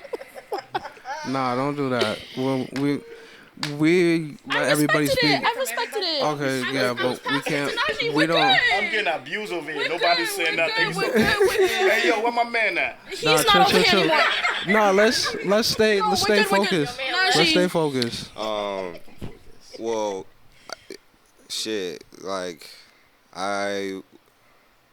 wait. So what's the question? I'm confused. In a non-monogamous relationship, how do you deal? Non-monogamous Like if you guys were to bring in a third, how do you deal with children? Children. Yeah, exactly. By dealing and raising the children. Period. Great answer. Yeah, like honestly, I was just thinking, I'm like, it's kind of comes down to like similar things that someone that's monogamous would think about, like just factors of like, are we like, how are we dealing like with conflicts? How are we in our relationship? Are we emotionally mature in our relationship? Like, how we got into like just the point of even working out the logistics of our lives, and like, are we even in a place financially? Like, just kind of all the things that, you know, someone in like a traditional relationship maybe would think about. But yeah, like we've definitely talked about this. I think kind of like how Cece was saying, like it could be possible, like with multiple partners. It's just kind of given, like, again, like I said, like just multiple factors. What I will say, Polly, please get a family lawyer. True. Get a family lawyer. If you're poly and you have a big polycule, you have more than 2 partners, you have more than 1 partner, get a family lawyer. I will say that specializes or talks about poly law. America is not built for poly. Right. So get a poly lawyer. Would you say that polyamory is, in your experience, do you think that it's good for the long term, especially when it comes down to like family planning? Go ahead, Nash. It can be if everyone is collectively pooling money, strategizing, and planning properly. Yep. It can be very beneficial. I agree. I think, yeah, if everyone has equal buy-in and love and support and like commitment, I think in the same way that raising your children with more support and more community and more love in a village is a positive effect on a child, I think the same when it comes to poly. I absolutely think so in the long term. I think that one of the biggest barriers that I think a lot of people in the poly community have rose-colored glasses on is the way that America views poly and kids, and the way that the system is set up for a nuclear family and is not set up for a poly family. And I think navigating that can sometimes be a little bit more difficult than people realize. Again. What you laughing at? My wife dropped the bottle just like me. Oh. I did hear that. Again, who is polyamory good for? And also too, like, you know, if you were to go back in time and like tell like either your past self or someone like polyamory is probably right for you, who would you say that? Who would you say that it's right for? Tag out. Shorty, you want to come in? You want to answer this question? Answer that question. Yeah, you want to come answer this question? We practice this. No. We want to hear. We want to hear. Oh, can y'all see me? We want you over here. Nah, come over here. We want you over here. Go ahead, baby. Hi. I think if I ran into someone who had questions about monogamy, someone who felt that they loved multiple people, someone who felt that they loved multiple genders, someone who felt stifled within the confines of the relationships that they found themselves in over a period of time, maybe not just one. Someone who was curious about other lifestyles. Yeah, someone who's a little bit of a free thinker, maybe a little bit of a creative.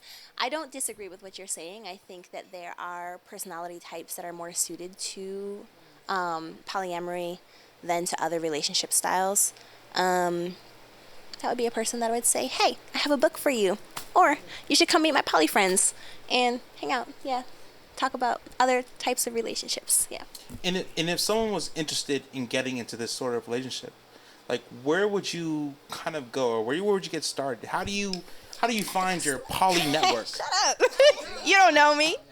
There is a poly Bible. There's a Bible? highly recommend it. It is called The Ethical Slut, and it's written by 2... Wait, but can men read that? Men can... Absolutely. So I can be an ethical slut? You can be an ethical slut. Okay. Yes. I can be ethical. Okay, and it is. yeah. I cannot recommend this book more highly. There are multiple versions. My Poly Book Club went over one of them together. It was lovely experience. There's book clubs. Well, we have a book club. Okay. Y'all can't sit with us, but Oh, dang. That's not even open for the public. you can sit with us for sure. I'll send you the information. Like, can I be an ethical slut in this book club? Well, you She's can sit looking. it. Yeah. Let's talk offline. What they say in the meetings, we can discuss offline. Yeah, I would absolutely recommend that. I would recommend surrounding yourself with people who have practiced other styles of relationship than monogamy. Looking, like we live in a digital age. Follow some poly pages on Instagram. Like surround yourself with content because that content is not given to us unless we search for it. And it can really help to normalize it and to break down things that you may not have ever thought about, and just broaden your horizons in a way. And I'll also say, like, if playing out, you just can't stay faithful in the relationship. Ooh, I or actually like disagree really strongly. just I'm sorry, I'll let you finish, I get you. I just feel like let's hear this out. me personally, as like a man that's been around mad friends in college, high school. I'm thinking about high school. Some men, I'm only just gonna speak for men, like some men really can't control themselves and they have lustful like lust is a huge thing. It's not something I would encourage, but if you're honest with yourself and like you just know I have trouble just locking in with one person, then maybe polygamy with structure, like, because it could get messy too, and you don't want that. But 100%. Like with structure, this could work for you. Yeah. I have thoughts, and I do think part of what you're saying is valid. I think if you find yourself struggling with faithfulness because you are attracted to multiple people or you are developing feelings for multiple people, this might be a route that you could take, but I don't think polyamory is a quick fix for cheating. I think if you cheat in monogamy, you have issues that need to be addressed before you move, because there's so much more to kind of navigate in polyamory and open relationships that if you don't have the self-control that you need to control yourself in a monogamous relationship, you also are going to end up hurting other people in polyamory. I have been cheated on in a polyamorous relationship. You can cheat in poly. You know I did not know that was possible. Yes, the same way you can cheat. If you can break a boundary in a monogamous relationship, you can break a boundary in a polyamorous relationship. So your boundaries might look different, but it's still possible to be unfaithful and not trustworthy and to cause a lot of hurt to the people around you. So not a quick fix. I'm sorry, and you have thoughts. Yeah, no, I don't think it's a quick fix at all. Or not something I would recommend to like a serial cheater. Yeah, no, I definitely. I definitely can. Yes, Jimmy. No, I definitely can relate to you, Najee. I definitely have been unfaithful to my girl. I definitely talked to her about it. We all talked about it earlier in the year, and it was definitely stemmed from a lot of hurts that I did not internalize, or that I did not that I didn't pay close attention to until it started to erupt. And these stem from, arguments from family members, or from dealing with stuff at work, dealing with stuff as an artist. All of these are just like different gases inside one little space. And then it just takes one little incident for it to erupt, for me to just say fuck it and call up somebody and just be like, yo, what you doing? Like, let me pull up. And then from there it's just choices. Nobody's putting a gun to your head. You know that it's wrong. You know that there's a need deep down inside that you want to be able to itch. And it all stems from me as a young kid being exposed to, just like the internet, just like porn, or just movies, which like, because me like deep root. Because I'm just so stimulated with like art. I'm stimulated with movies, and And that's how I. But now, like, I'll go to therapy, and soon we're gonna go to therapy together because I believe that you can't be able to unpack together if you don't know what issues that you have. You don't know the issues within yourself that you need to unpack, and you need a professional to help you. Friends can't be able to help you. They can help you in an emotional way, supportive way, but in the end of the day, you need somebody who knows the human mind, the human body, and can be able to give you suggestions on how to do these holistically or other methods. But, like hopping in polyamorous or different non-traditional relationships, I don't think they solve anything. It's just like a little Band-Aid on a dam. Yeah. We are gonna wrap up soon. Najee, I want you to say what you have to say, but I think we are gonna agree that when it comes to alternative relationships, it does come from having a different sort of sexual appetite, different people that you want to be with, but also respecting boundaries as well. But Najee, let me. Yeah, no, it's just more in agreement and also gratitude. Thank you for sharing. But I mean, ultimately. Yeah, you don't have to. First of all, polygamy is just like monogamy. These are important things. These are it's not no light shit. And for both, you have to have a certain head on your shoulders to at least be healthy with how you love and how you care for people.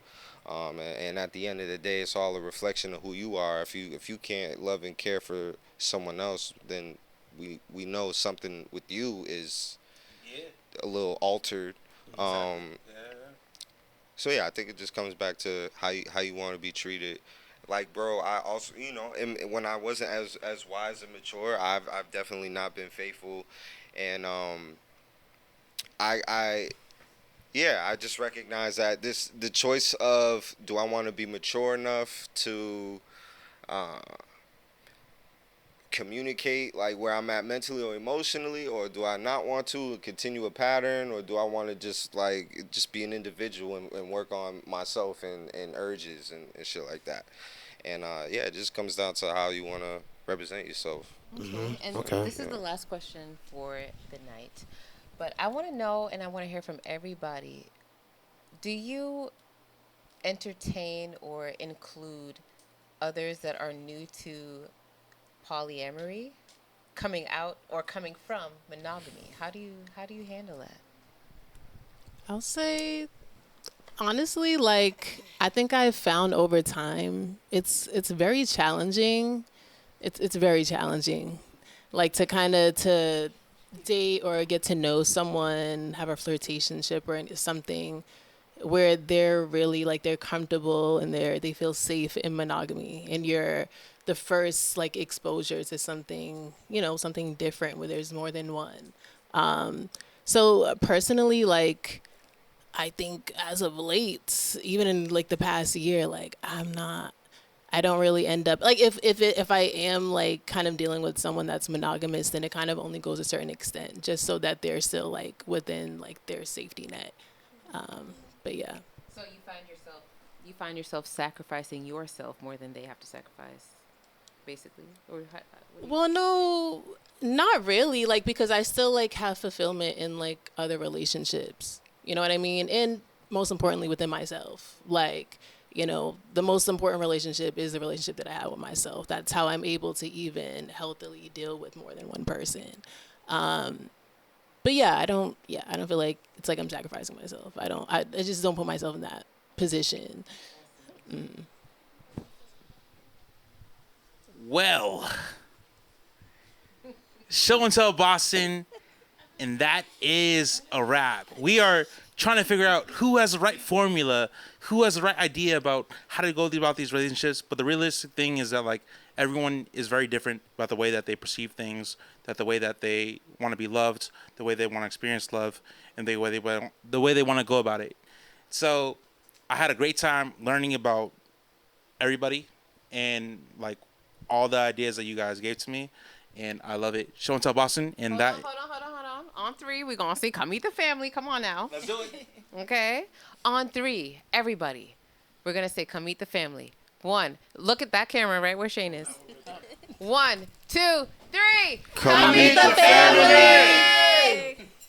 Hey, yo, say something motivational. Nigga, do you? That's it.